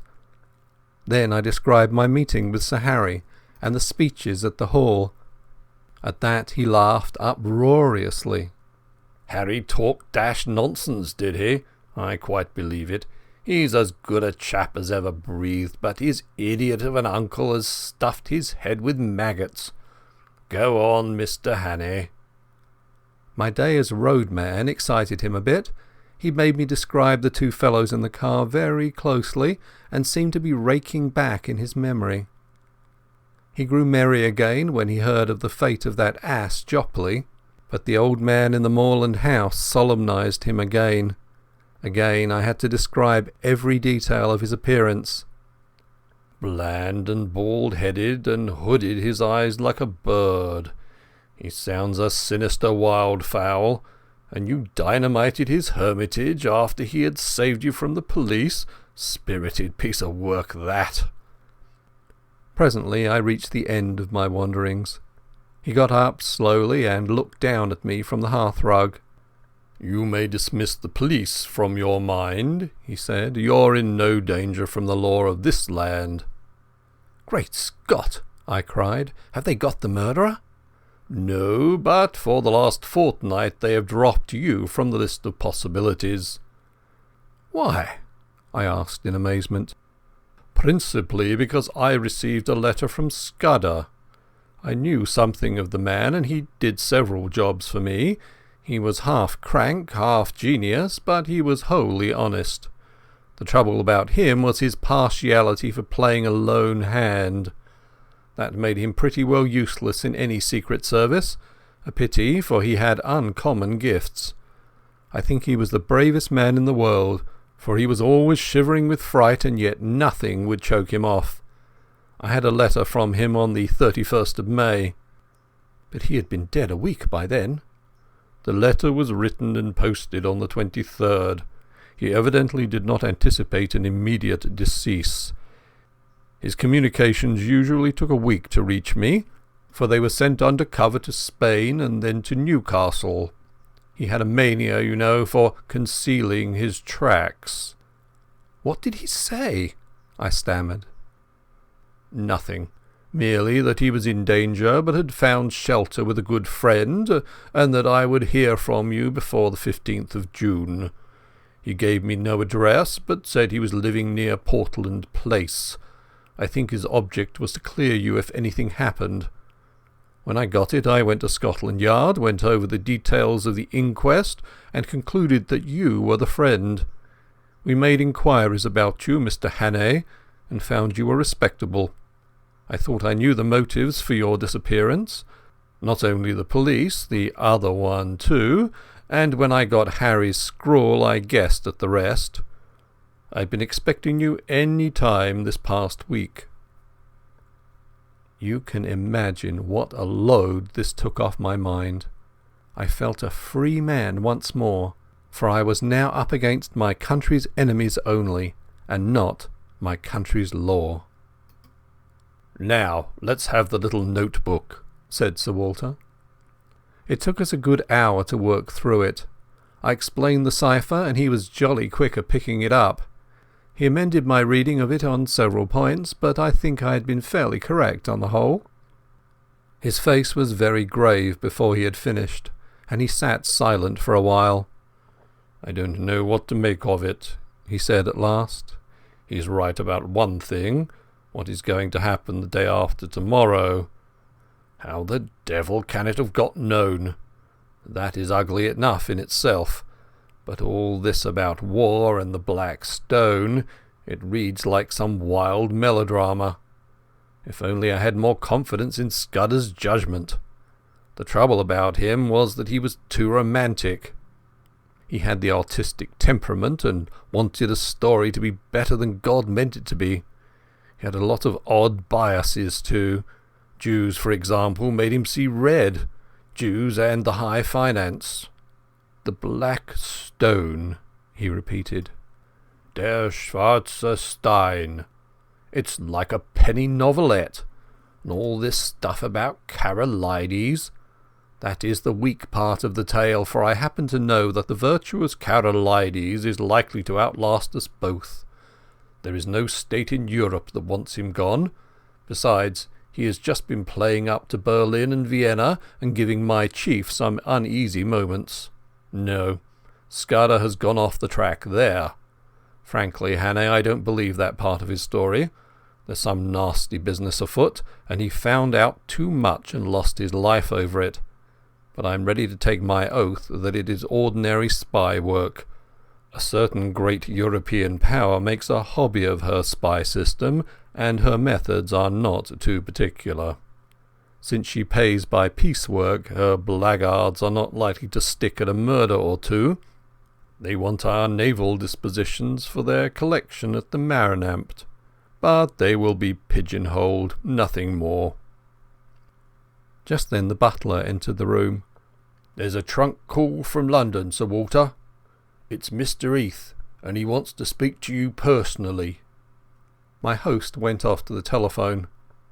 He returned in 5 minutes with a whitish face.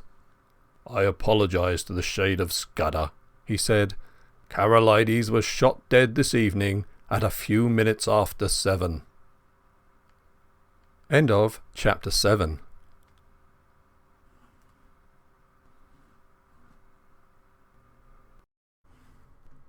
Chapter 8. The Coming of the Black Stone. I came down to breakfast next morning after 8 hours of blessed dreamless sleep to find Sir Walter decoding a telegram in the midst of muffins and marmalade. His fresh rosiness of yesterday seemed a thought tarnished. "I had a busy hour on the telephone after you went to bed," he said. "I got my chief to speak to the First Lord and the Secretary for War, and they are bringing Royer over a day sooner. This wire clinches it. He will be in London at 5. Odd that the code word for a sous-chef d'etat major general should be hawker." He directed me to the hot dishes and went on. "Not that I think it will do much good. If your friends were clever enough to find out the first arrangement, they are clever enough to discover the change. I would give my head to know where the leak is.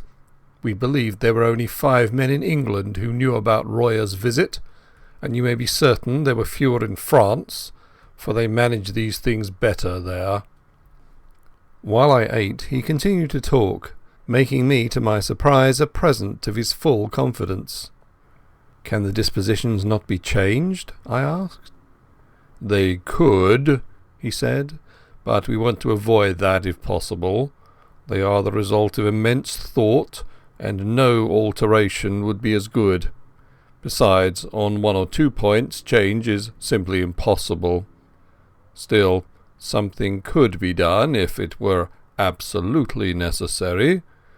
But you see the difficulty, Hannay. Our enemies are not going to be such fools as to pick Royer's pocket or any childish game like that. They know that would mean a row and put us on our guard. Their aim is to get the details without any of us knowing, so that Royer will go back to Paris in the belief that the whole business is still deadly secret. For once we suspect they know that, the whole thing must be altered." "Then we must stick by the Frenchman's side till he is home again," I said. "If they thought they could get the information in Paris, they would try there.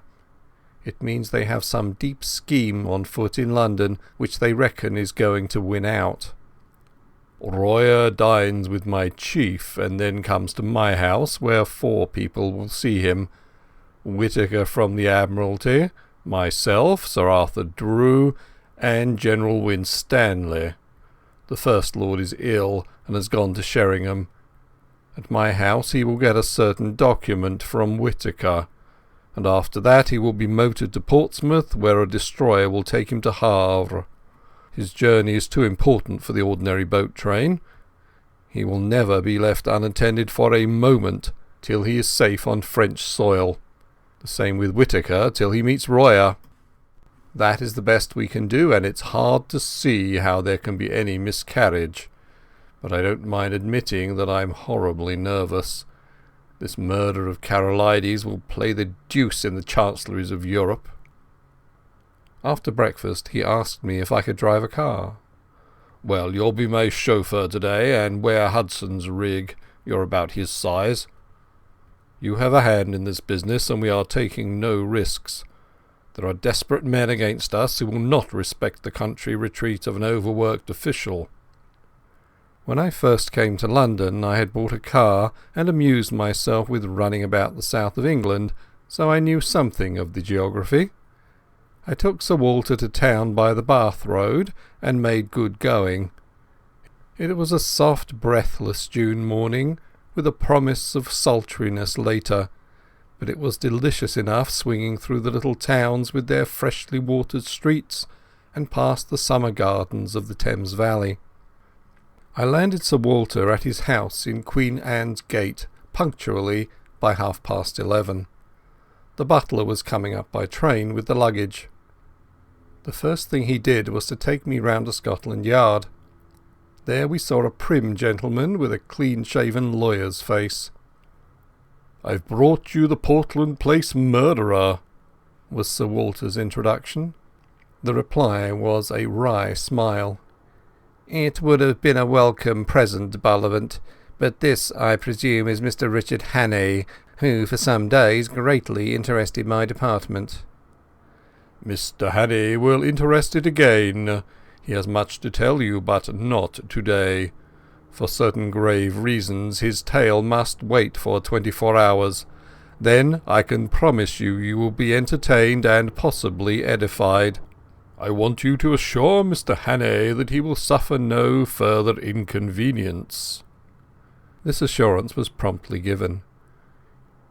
"You can take up your life where you left off," I was told. "Your flat, which probably you no longer wish to occupy, is waiting for you, and your man is still there. As you were never publicly accused, we considered that there was no need of a public exculpation. But on that, of course, you must please yourself." "We may want your assistance later on, MacGillivray," Sir Walter said as we left.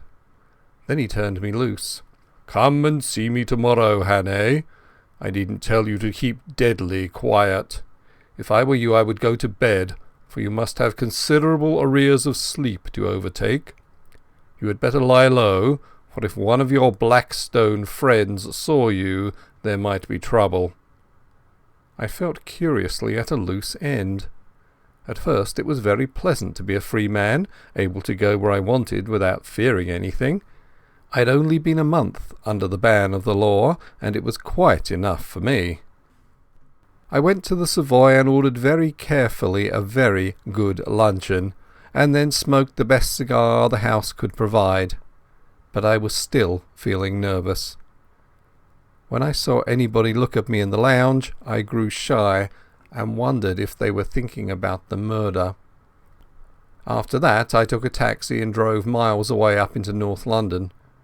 I walked back through the fields and lines of villas and terraces, and then slums and mean streets, and it took me pretty near 2 hours. All the while my restlessness was growing worse. I felt that great things, tremendous things, were happening or were about to happen, and I, who was the cogwheel of the whole business, was out of it. Royer would be landing at Dover. Sir Walter would be making plans with the few people in England who were in the secret, and somewhere in the darkness the Black Stone would be working. I felt the sense of danger and impending calamity, and I had the curious feeling too that I alone could avert it, alone could grapple with it. But I was out of the game now. How could it be otherwise? It was not likely that cabinet ministers and admiralty lords and generals would admit me to their councils. I actually began to wish that I could run up against one of my 3 enemies. That would lead to developments. I felt that I wanted enormously to have a vulgar scrap with those gentry, where I could hit out and flatten something. I was rapidly getting into a very bad temper. I didn't feel like going back to my flat. That had to be faced some time, but as I still had sufficient money I thought I would put it off till next morning and go to a hotel for the night. My irritation lasted through dinner, which I had at a restaurant in Jermyn Street. I was no longer hungry and let several courses pass untasted.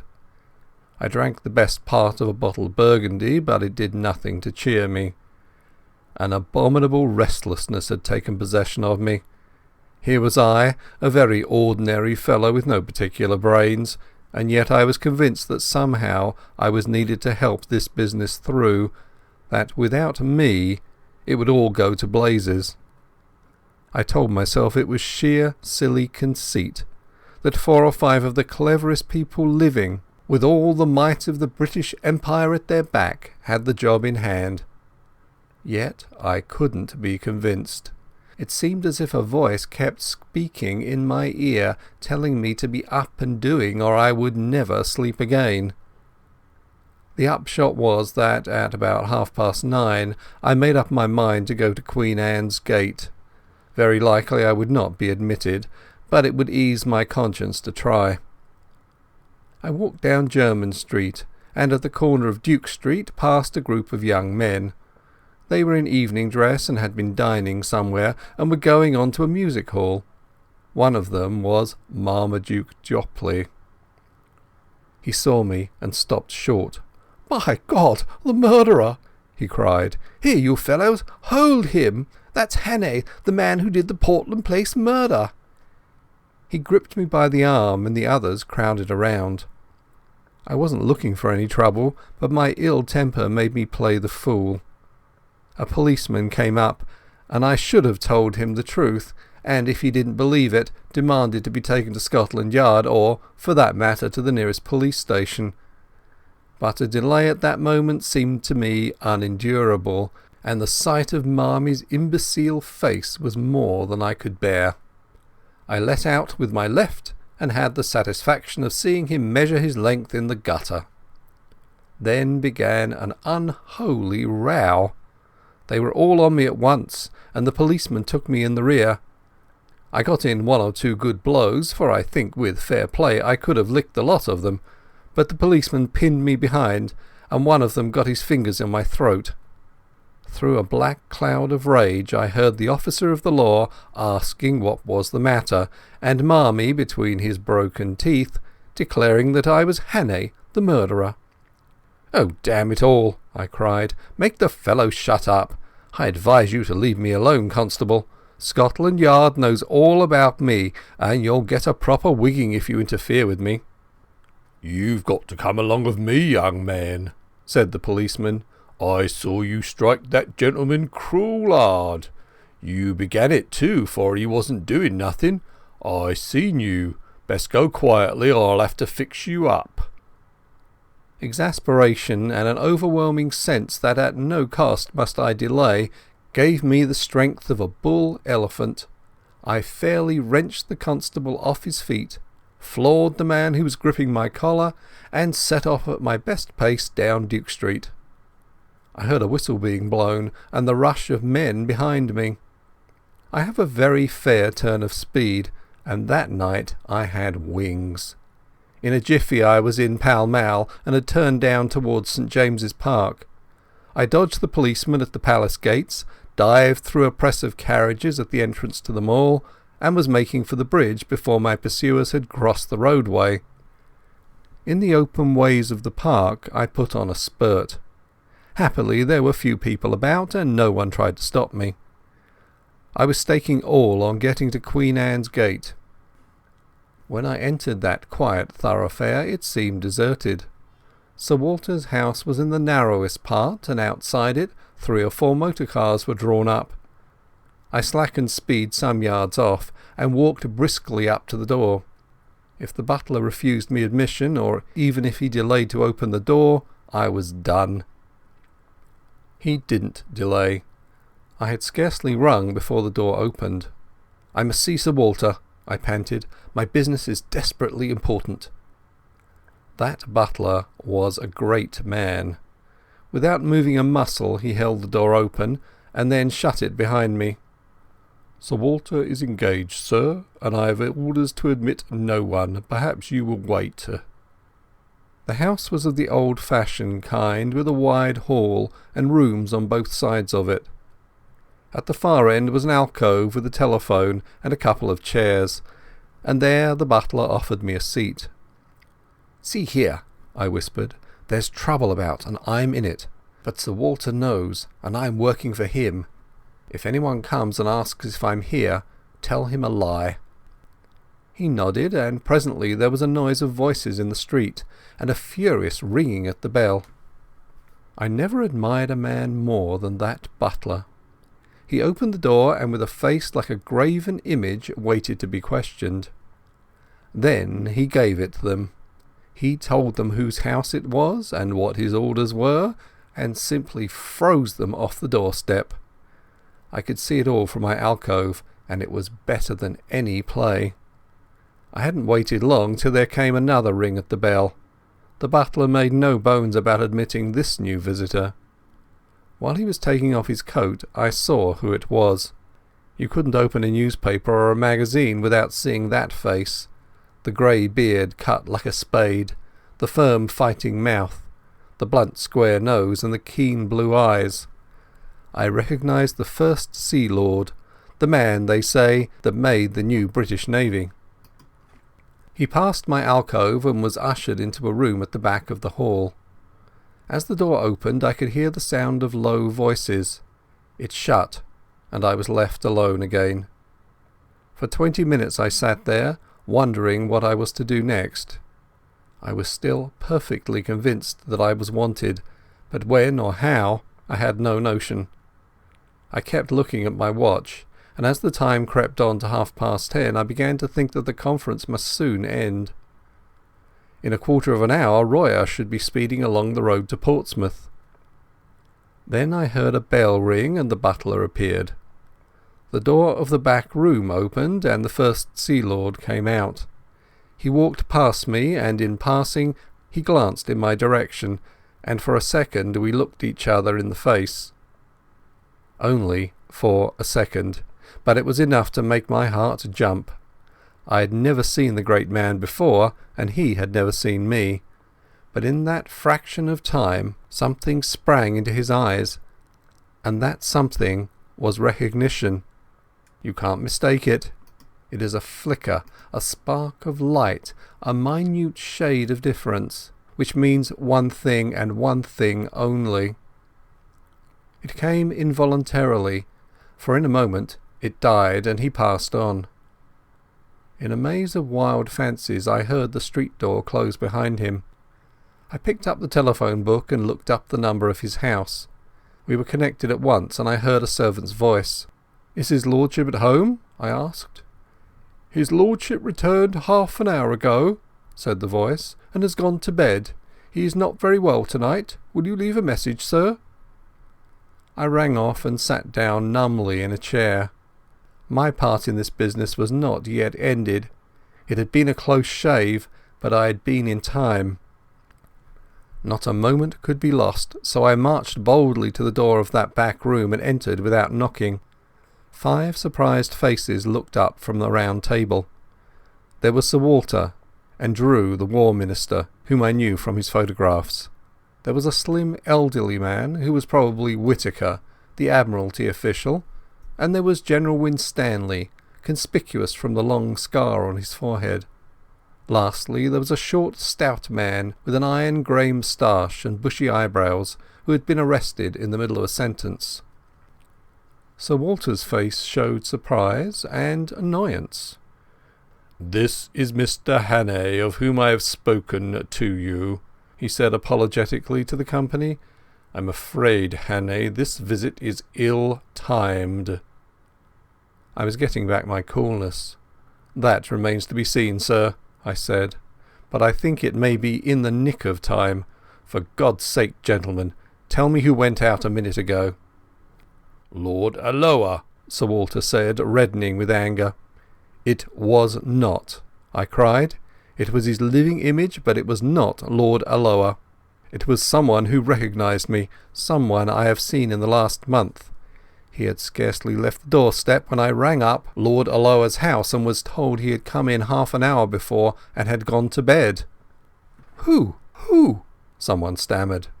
"The Black Stone," I cried, and I sat down in the chair so recently vacated and looked round at 5 badly scared gentlemen. End of chapter 8.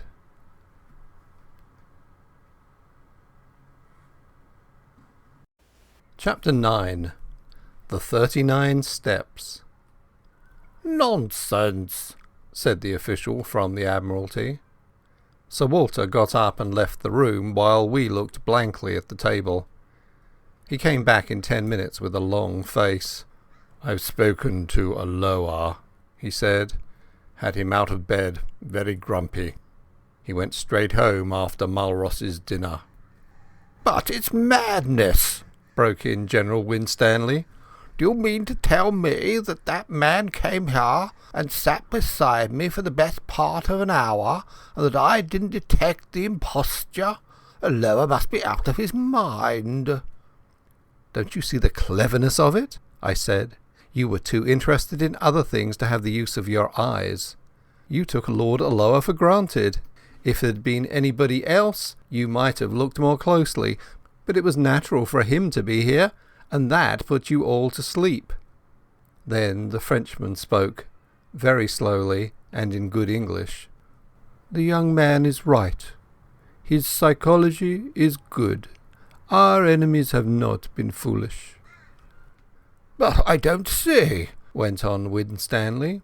"Their object was to get these dispositions without our knowing it. Now it only required one of us to mention to Alloa our meeting tonight for the whole fraud to be exposed." Sir Walter laughed dryly. "The selection of Alloa shows their acumen. Which of us was likely to speak to him about tonight? Or was he likely to open the subject?" I remembered the First Sea Lord's reputation for taciturnity and shortness of temper. "The one thing that puzzles me," said the General, "is what good his visit here would do that spy fellow. He could not carry away several pages of figures and strange names in his head." "That is not difficult," the Frenchman replied. A good spy is trained to have a photographic memory, like your own Macaulay. You noticed he said nothing, but went through these papers again and again. I think we may assume that he has every detail stamped on his mind. When I was younger, I could do the same trick." "Well, I suppose there's nothing for it but to change the plans," said Sir Walter ruefully. Whittaker was looking very glum. "Did you tell Lord Alloa what had happened?" he asked. "No. I can speak with absolute assurance, but I'm nearly certain that we can't make any serious change unless we alter the geography of England." "Another thing must be said." It was Royer who spoke. "I talked freely when that man was here. I have told him something of the military plans of my government. I was permitted to say so much, but that information would be worth many millions to our enemies. No, my friends, I see no other way. The man who came here and his confederates must be taken, and taken at once."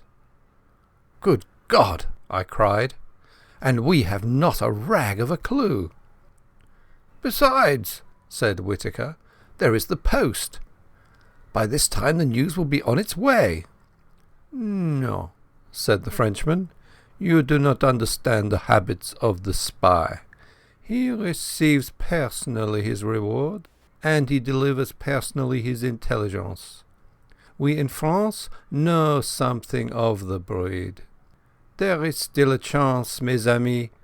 These men must cross the sea, and there are ships to be searched and ports to be watched. Believe me, the need is desperate for both France and Britain." Royer's grave good sense seemed to pull us together. He was the man of action among fumblers. But I saw no hope in any face, and I felt none. Where among the 50 millions of these islands, and within a dozen hours, were we to lay hands on the 3 cleverest rogues in Europe? Then I had an inspiration. "Where is Scudder's book?" I asked Sir Walter. "Quick, man, I remember something in it." He unlocked the drawer of a bureau and gave it to me. I found the place. 39 steps, I read, and again, 39 steps. I counted them. High tide, 10:17 p.m. The Admiralty man was looking at me as if he thought I'd gone mad. "Don't you see it's a clue?" I cried. "Scudder knew where these fellows laired. He knew where they were going to leave the country, though he kept the name to himself. Tomorrow was the day, and it was some place where high tide was at 10:17. "They may have gone tonight," said someone. "Not them. They have their own snug secret way, and they won't be hurried. I know Germans, and they are mad about working to a plan. Where the devil can I get a book of tide tables?" Whittaker brightened up. "It's a chance," he said. "Let's go over to the Admiralty." We got into 2 of the waiting motor cars, all but Sir Walter, who went off to Scotland Yard to mobilise Gillivray, so he said. We marched through empty corridors and big bare chambers where the charwomen were busy, till we reached a little room lined with books and maps. A resident clerk was unearthed, who presently fetched from the library the Admiralty tide tables. I sat at the desk, and the others stood round, for somehow or other I had got charge of this outfit. It was no good. There were hundreds of entries, and as far as I could see 10:17 might cover 50 places. We had to find some way of narrowing the possibilities. I took my head in my hands and thought there must be some way of reading this riddle.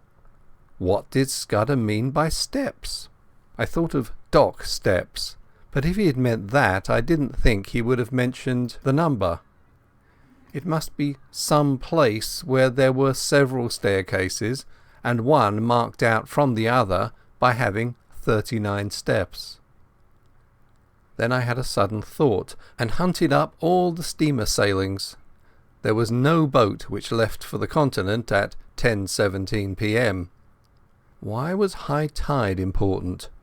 If it was a harbour, there must be some little place where the tide mattered, or else it was a heavy draught boat. But there was no regular steamer sailing at that hour, and somehow I didn't think they would travel by a big boat from a regular harbour. So it must be some little harbour where the tide was important, or perhaps no harbour at all. But if it was a little port, I couldn't see what the steps signified. There were no sets of staircases at any harbour that I had ever seen. It must be some place which a particular staircase identified, and where the tide was full at 10:17. On the whole, it seemed to me that the place must be a bit of open coast, but the staircases kept puzzling me. Then I went back to wider considerations. Whereabouts would a man be likely to leave for Germany? A man in a hurry, who wanted a speedy and a secret passage. Not from any of the big harbours, and not from the Channel or the West Coast or the north of Scotland, for remember he was starting from London. I measured the distance on the map and tried to put myself in the enemy's shoes. I should try for Ostend, or Antwerp, or Rotterdam, and I should sail from somewhere on the east coast, between Cromer and Dover. All this was very loose guessing, and I didn't pretend it was ingenious or scientific. I wasn't any kind of Sherlock Holmes. But I've always fancied I had a kind of instinct about questions like this.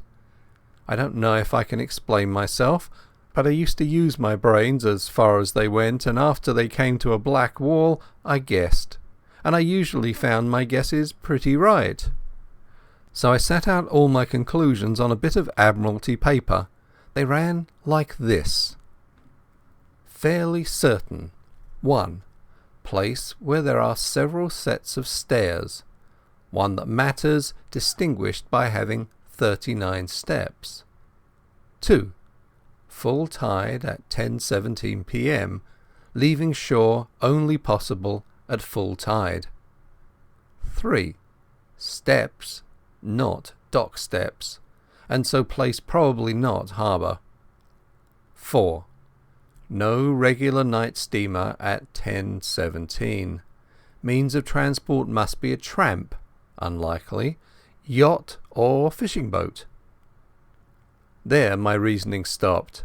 I made another list, which I headed Guessed, but I was just as sure of the one as the other. Guessed. 1. Place not harbour but open coast. 2. Boat small, trawler, yacht or launch. 3. Place somewhere on east coast between Cromer and Dover.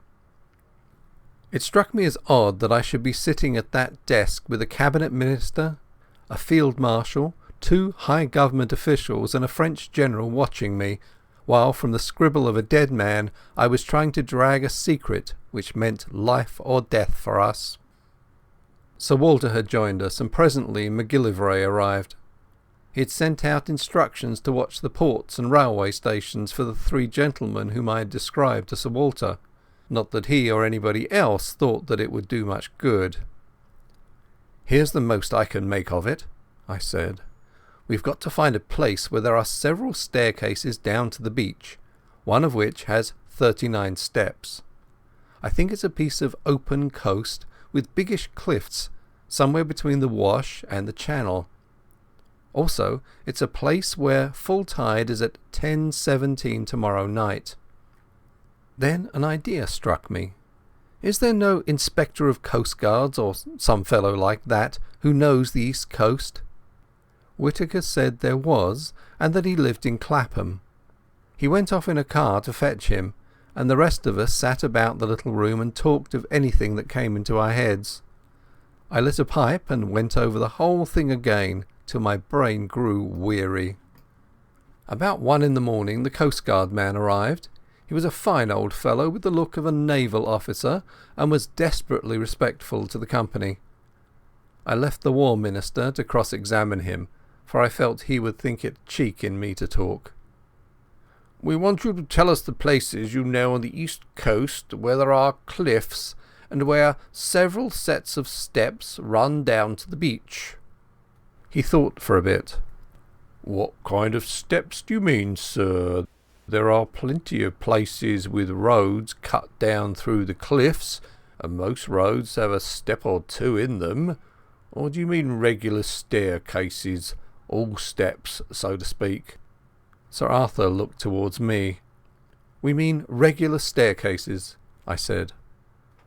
He reflected a minute or two. "I don't know that I can think of any. Wait a second. There's a place in Norfolk, Brattlesham, beside the golf course, where there are a couple of staircases to let the gentleman get a lost ball." "That's not it," I said. "Then there are plenty of marine parades, if that's what you mean. Every seaside resort has them." I shook my head. "It's got to be more retired than that," I said. "Well, gentlemen, I can't think of anywhere else.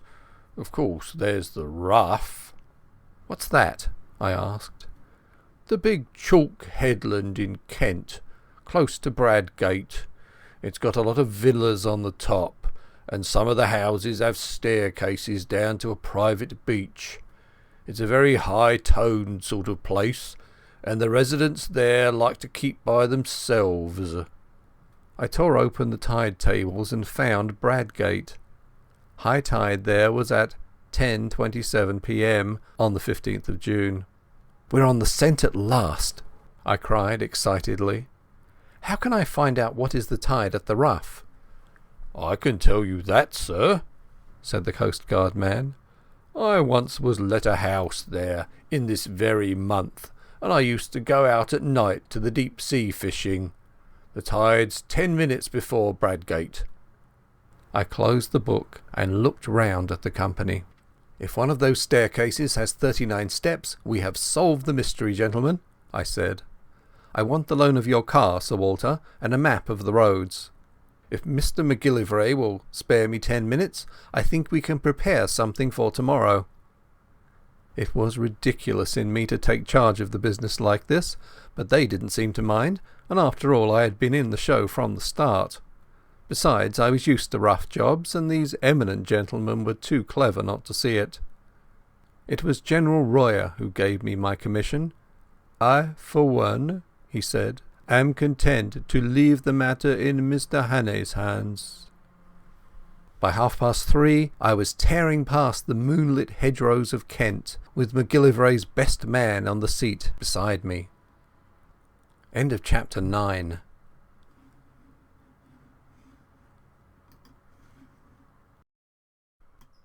Chapter 10. The last chapter. Various parties converging on the sea. A pink and blue June morning found me at Bradgate, looking from the Griffin Hotel over a smooth sea to the lightship on the Cock Sands, which seemed the size of a bellboy. A couple of miles further south, and much nearer the shore, a small destroyer was anchored. Scaife, MacGillivray's man, who had been in the Navy, knew the boat, and told me her name and her commander's, so I sent off a wire to Sir Walter. After breakfast, Scaife got from a house agent a key for the gates of the staircases on the Rough. I walked with him along the sands, and sat down in a nook of the cliffs while he investigated the half-dozen of them. I didn't want to be seen, but the place at this hour was quite deserted, and all the time I was on that beach I saw nothing but the seagulls. It took him more than an hour to do the job, and when I saw him coming towards me, conning a bit of paper, I can tell you my heart was in my mouth. Everything depended, you see, on my guess proving right. He read aloud the number of steps in the different stairs. 34, 35, 39, 42, 47 and 21, where the cliffs grew lower. I almost got up and shouted. We hurried back to the town and sent a wire to MacGillivray. I wanted 6 men, and I directed them to divide themselves among different specified hotels. Then Scaife set out to prospect the house at the head of the 39 steps. He came back with news that both puzzled and reassured me. The house was called Trafalgar Lodge, and belonged to an old gentleman called Appleton, a retired stockbroker, the house agent said. Mr. Appleton was there a good deal in the summer-time, and was in residence now, had been for the better part of a week. Scaife could pick up very little information about him, except that he was a decent old fellow who paid his bills regularly and was always good for a fiver for a local charity. Then Scaife seems to have penetrated to the back door of the house, pretending he was an agent for sewing machines. Only 3 servants were kept, a cook, a parlour-maid and a housemaid, and they were just the sort that you would find in a respectable middle-class household. The cook was not the gossiping kind, and had pretty soon shut the door in his face, but Scaife said he was positive she knew nothing. Next door there was a new house building, which would give good cover for observation, and the villa on the other side was to let, and its garden was rough and shrubby. I borrowed Scaife's telescope, and before lunch went for a walk along the rough. I kept well behind the rows of villas, and found a good observation point on the edge of the golf course. There I had a view of the line of turf along the cliff top, with seats placed at intervals, and the little square plots railed in and planted with bushes, whence the staircases descended to the beach. I saw Trafalgar Lodge very plainly. A red brick villa with a verandah, a tennis lawn behind, and in front the ordinary seaside flower garden full of marguerites and scraggly geraniums. There was a flagstaff from which an enormous Union Jack hung limply in the still air. Presently I observed someone leave the house and saunter along the cliff. When I got my glasses on him I saw it was an old man wearing white flannel trousers, a blue serge jacket and a straw hat. He carried field glasses and a newspaper, and sat down on one of the iron seats and began to read. Sometimes he would lay down the paper and turn his glasses on the sea. He looked for a long time at the destroyer. I watched him for half an hour till he got up and went back to the house for his luncheon, when I returned to the hotel for mine. I wasn't feeling very confident. This decent, commonplace dwelling was not what I had expected. The man might be the bald archaeologist of that horrible moorland farm, or he might not. He was exactly the kind of satisfied old bird you will find in every suburb and every holiday place. If you wanted a type of the perfectly harmless person, you would probably pitch on that. But after lunch, as I sat in the hotel porch, I perked up, for I saw the thing I had hoped for and dreaded to miss. A yacht came up from the south and dropped anchor pretty well opposite the rough. She seemed about 150 tons, and I saw she belonged to the squadron from the White Ensign, so Scaife and I went down to the harbour and hired a boatman for an afternoon's fishing. I spent a warm and peaceful afternoon. We caught between us about 20 pounds of cod and lythe, and out in that dancing blue sea I took a cheerier view of things. Above the white cliffs of the rough I saw the green and red of the villas, especially the great flagstaff of Trafalgar Lodge. About 4 o'clock, when we had fished enough, I made the boatman row us round the yacht, which lay like a delicate white bird, ready at a moment to flee. Scaife said she must be a fast boat from her build, and that she was pretty heavily engined. Her name was the Ariadne, as I discovered from the cap of one of the men who was polishing brasswork. I spoke to him, and got an answer in the soft dialect of Essex. Another hand that came along passed me the time of day in an unmistakable English tongue. Our boatman had an argument with one of them about the weather, and for a few minutes we lay on our oars close to the starboard bow. Then the men suddenly disregarded us and bent their heads to their work as an officer came along the deck. He was a pleasant, clean-looking young fellow, and he put a question to us about our fishing in very good English. But there could be no doubt about him. His close-cropped head and the cut of his collar and tie never came out of England. That did something to reassure me, but as we rowed back to Bradgate my obstinate doubts would not be dismissed. The thing that worried me was the reflection that my enemies knew that I had got my knowledge from Scudder, and it was Scudder who had given me the clue to this place. If they knew that Scudder had this clue, would they not be certain to change their plans? Too much depended on their success for them to take any risks. The whole question was how much they understood about Scudder's knowledge. I had talked confidently last night about Germans always sticking to a scheme, but if they had any suspicions that I was on their track, they would be fools not to cover it. I wondered if the man last night had seen that I recognized him. Somehow I did not think he had, and to that I clung. But the whole business had never seemed as difficult as that afternoon, when by all calculations I should have been rejoicing in assured success. In the hotel I met the commander of the destroyer, to whom Scaife introduced me, and with whom I had a few words. Then I thought I would put in an hour or two watching Trafalgar Lodge. I found a place further up the hill in the garden of the empty house. From there I had a full view of the court, in which two figures were having a game of tennis.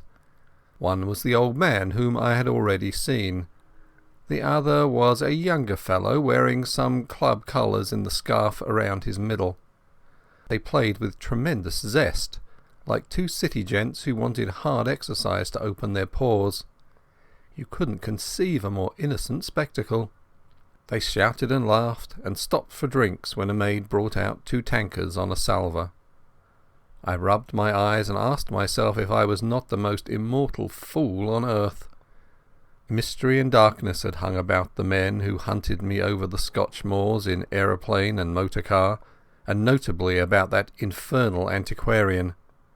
It was easy enough to connect these folks with the knife that pinned Scudder to the floor, and with fell designs on the world's peace. But here were 2 guileless citizens taking their innocuous exercise, and soon to go indoors to a humdrum dinner, where they would talk of market prices and the latest cricket scores, and the gossip of their native Surbiton. I had been making a net to catch vultures and falcons, and lo and behold, 2 plump thrushes had blundered into it. Presently a third figure arrived, a young man on a bicycle with a bag of golf clubs slung on his back. He strode round to the tennis lawn and was welcomed riotously by the players. Evidently they were chaffing him, and their chaff sounded horribly English. Then the plump man, mopping his brow with a silk handkerchief, announced that he must have a tub. I heard his very words.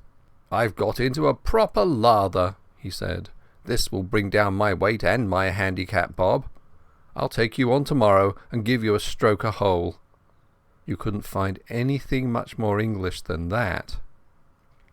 They all went into the house and left me feeling a precious idiot.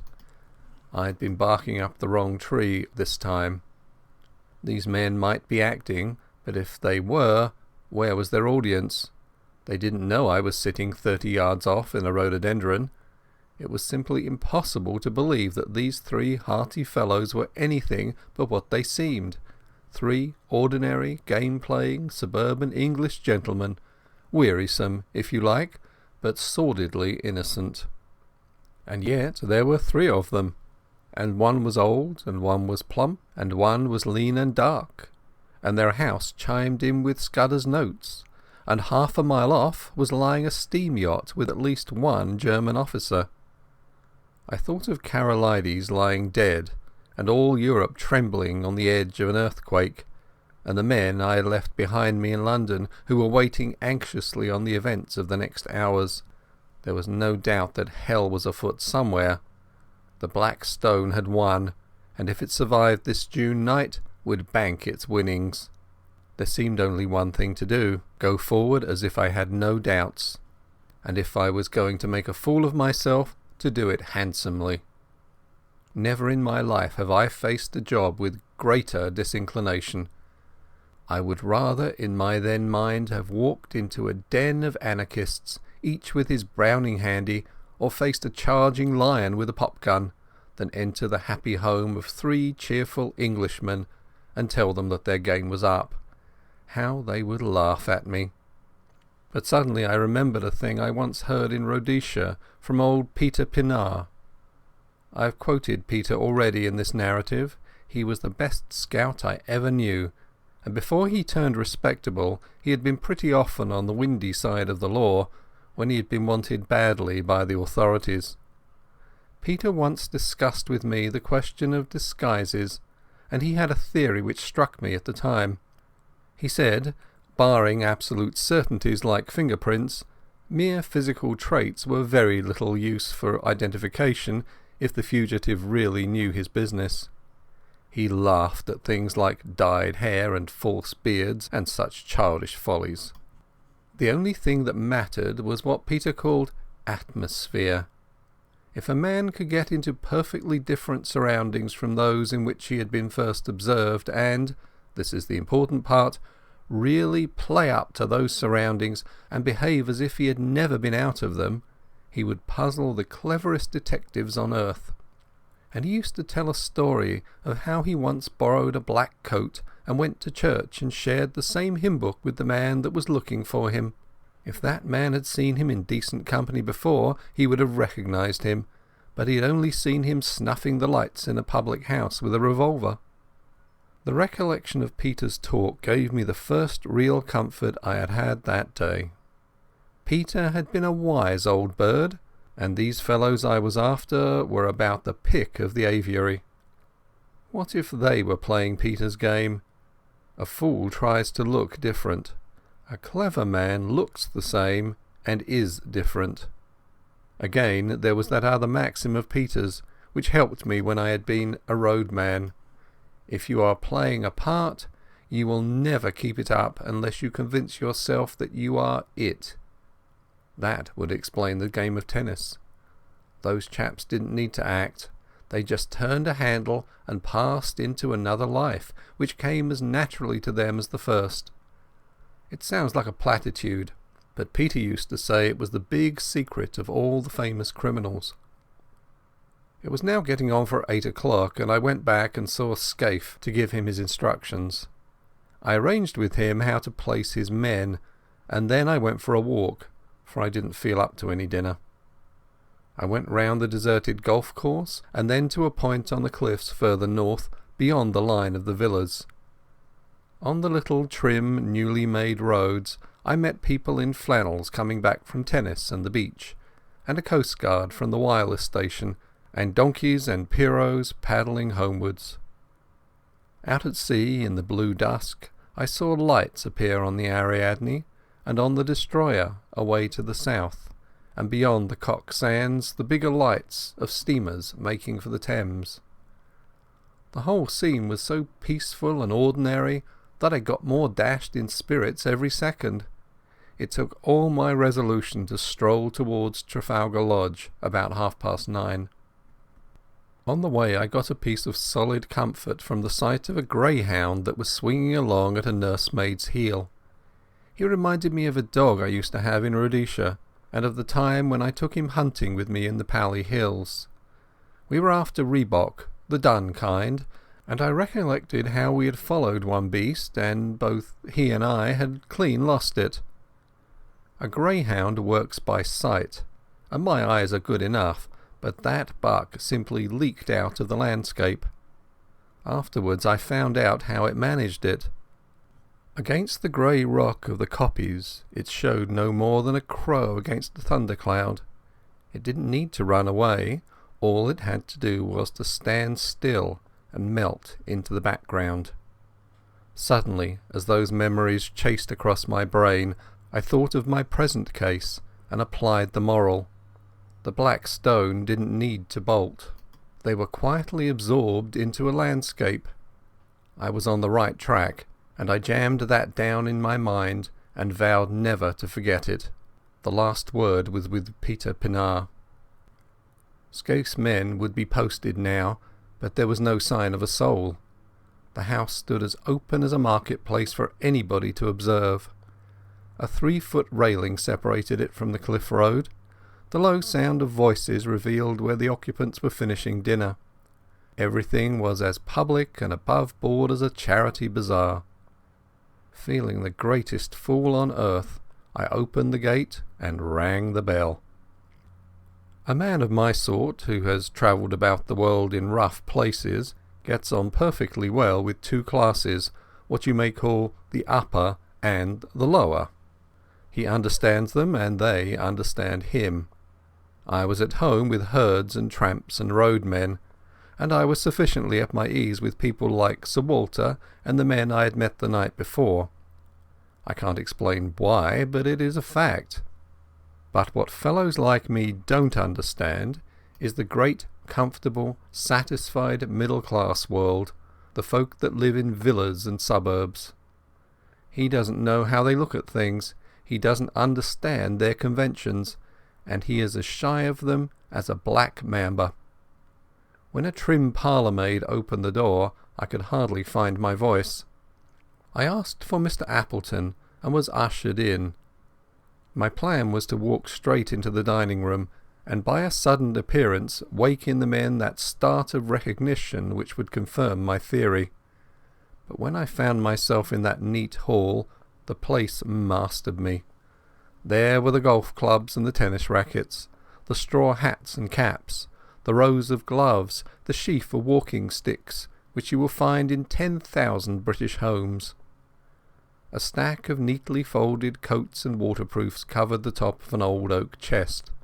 There was a grandfather clock ticking, and some polished brass warming pans on the walls, and a barometer, and a print of Chiltern winning the St. Leger.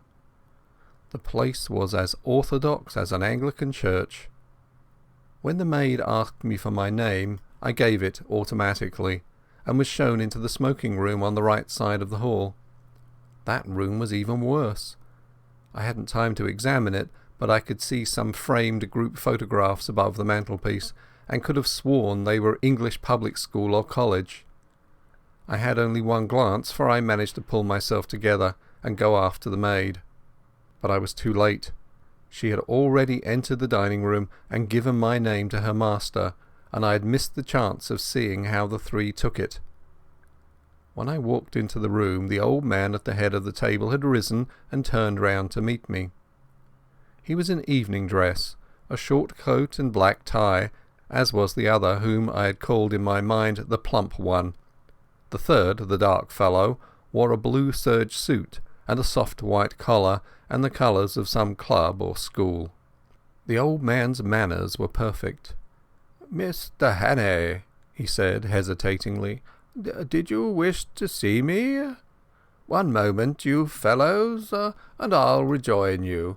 We had better go to the smoking room." Though I hadn't an ounce of confidence in me, I forced myself to play the game, and pulled up a chair and sat down on it. "I think we've met before," I said, "and I guess you know my business." The light in the room was dim, but so far as I could see their faces they played the part of mystification very well. "Maybe, said the old man. "I haven't a very good memory, but I'm afraid you must tell me your errand, for I really don't know it." "Well then," I said, and all the time I seemed to myself to be talking pure foolishness, "I've come to tell you that the game's up.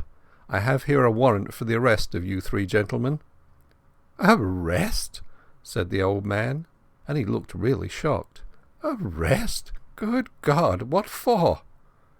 "For the murder of Franklin Scudder in London on the 23rd day of last month."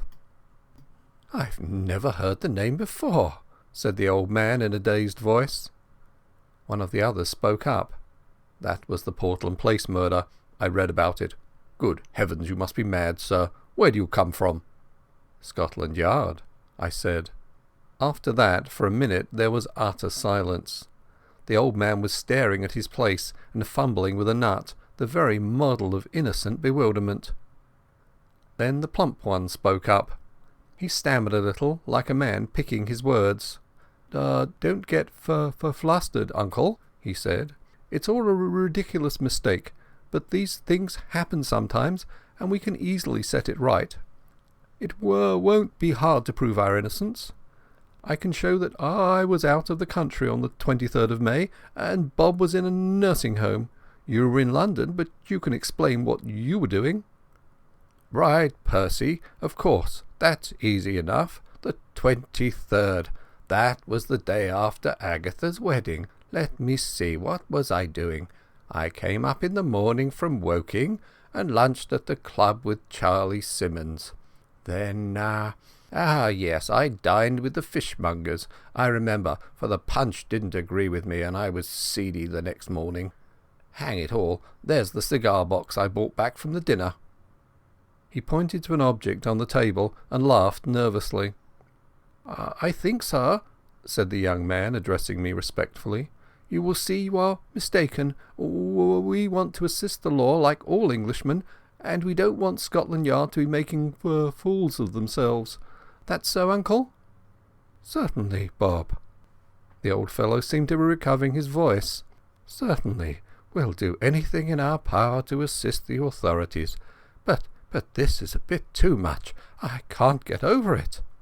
"How Nelly will chuckle," said the plump man. "She always said that you would die of boredom because nothing ever happened to you. And now you've got it thick and strong."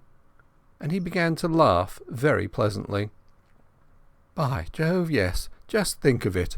What a story to tell at the club. Really, Mr. Hannay, I suppose I should be angry to show my innocence, but it's too funny. I almost forgive you the fright you gave me. You looked so glum I thought I might have been walking in my sleep and killing people." It couldn't be acting. It was too confoundedly genuine. My heart went into my boots, and my first impulse was to apologize and clear out. But I told myself I must see it through, even though I was to be the laughing stock of Britain. The light from the dinner table candlesticks was not very good, and to cover my confusion I got up, walked to the door and switched on the electric light. The sudden glare made them blink, and I stood scanning the three faces. Well, I made nothing of it. One was old and bald, one was stout, one was dark and thin. There was nothing in their appearance to prevent them being the three who had hunted me in Scotland, but there was nothing to identify them. I simply can't explain why I, who, as a roadman, had looked into two pairs of eyes, and as Ned Ainsley into another pair, why I, who have a good memory and reasonable powers of observation, could find no satisfaction. They seemed exactly what they professed to be, and I could not have sworn to one of them. There in that pleasant dining room, with etchings on the walls, and a picture of an old lady in a bib above the mantelpiece, I could see nothing to connect them with the moorland desperadoes. There was a silver cigarette box beside me, and I saw that it had been won by Percival Appleton, Esquire, of the St. Bede's Club, in a golf tournament. I had to keep firm hold of Peter Pinar to prevent myself from bolting out of that house. "Well," said the old man politely, "are you reassured by your scrutiny, sir? I hope you'll find it consistent with your duty to drop this ridiculous business. I make no complaint, but you see how annoying it must be to respectable people." I shook my head. "Oh, Lord," said the young man, "this is a bit too thick." "Do you propose to march us off to the police station?" asked the plump one.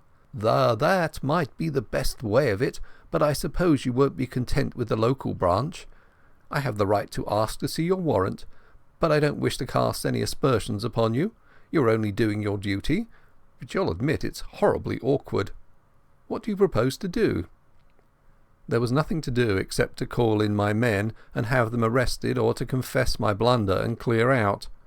I felt mesmerized by the whole place, by the air of obvious innocence.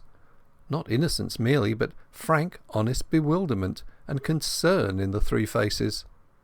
"Oh, Peter Pinar," I groaned inwardly, and for a moment I was near damning myself for a fool and asking their pardon. "Meanwhile, I vote we have a game of bridge," said the plump one. "It will give Mr. Hannay time to think over things, and you know we have been wanting a fourth player. Do you play, sir?" I accepted as if it had been an ordinary invitation at the club. The whole business had mesmerized me.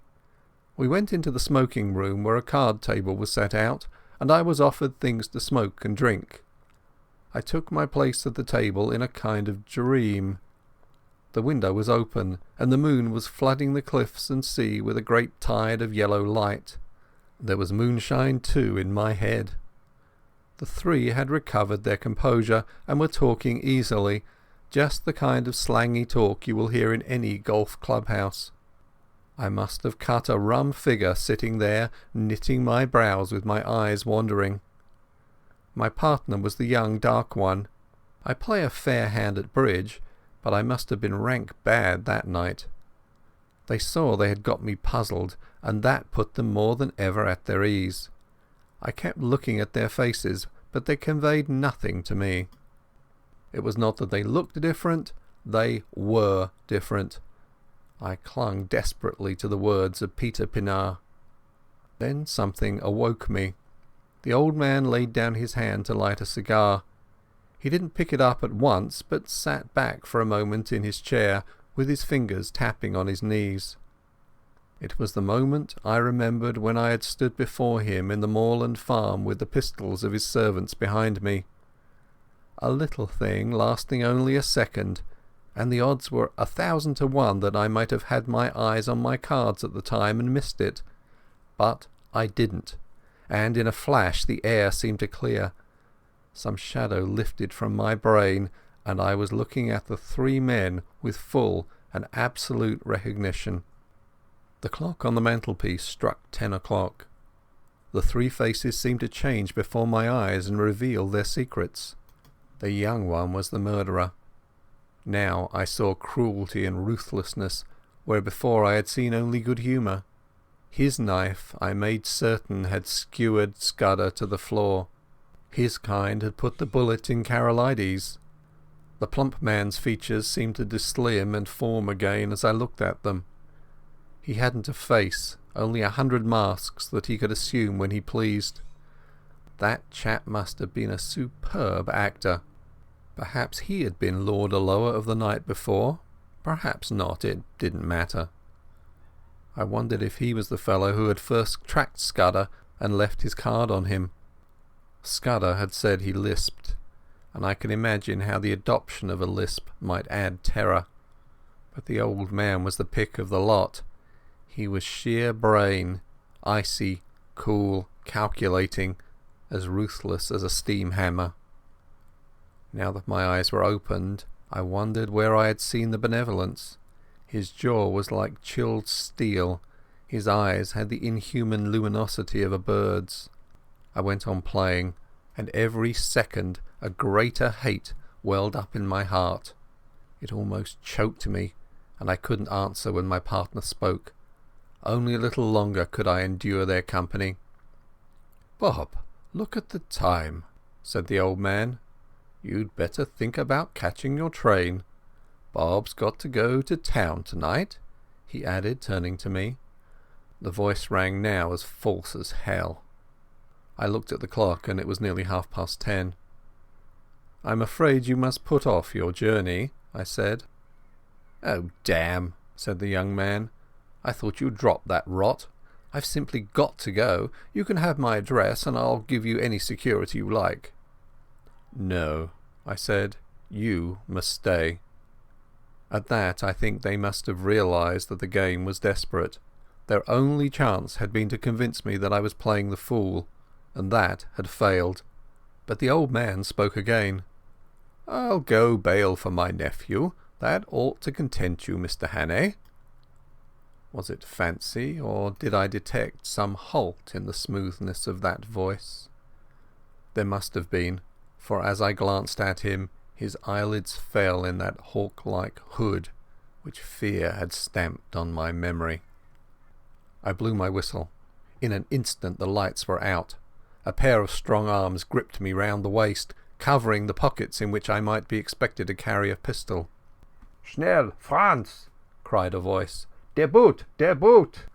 As it spoke I saw two of my fellows emerge in the moonlit lawn. The young dark man leapt for the window, was through it and over the low fence before a hand could touch him. I grappled the old chap, and the room seemed to fill with figures. I saw the plump one collared, but my eyes were all for the out-of-doors where Franz sped on over the road towards the railed entrance to the beach stairs. One man followed him, but he had no chance. The gate locked behind the fugitive, and I stood staring with my hands on the old boy's throat, for such a time as a man might take to descend those steps to the sea. Suddenly my prisoner broke from me and flung himself on the wall. There was a click as if a lever had been pulled. Then came a low rumbling far, far below the ground, and through the window I saw a cloud of chalky dust pouring out of the shaft of the stairway. Someone switched on the light. The old man was looking at me with blazing eyes. "He is safe," he cried. "You cannot follow him in time. He is gone. He has triumphed. Der Schwarzstein ist in der Siegeskrone." There was more in those eyes than any common triumph. They had been hooded like a bird of prey, and now they flamed with a hawk's pride. A white, fantastic heat burned in them, and I realized for the first time the terrible thing I had been up against. This man was more than a spy. In his foul way he had been a patriot. As the handcuffs clinked on his wrists, I said my last word to him. "I hope Franz will bear his triumph well. I ought to tell you that the Ariadne for the last hour has been in our hands." 3 weeks later, as all the world knows, we went to war. I joined the new army the first week, and owing to my Matabele experience got a captain's commission straight off. But I had done my best service, I think, before I put on khaki. End of chapter 10 and end of The 39 Steps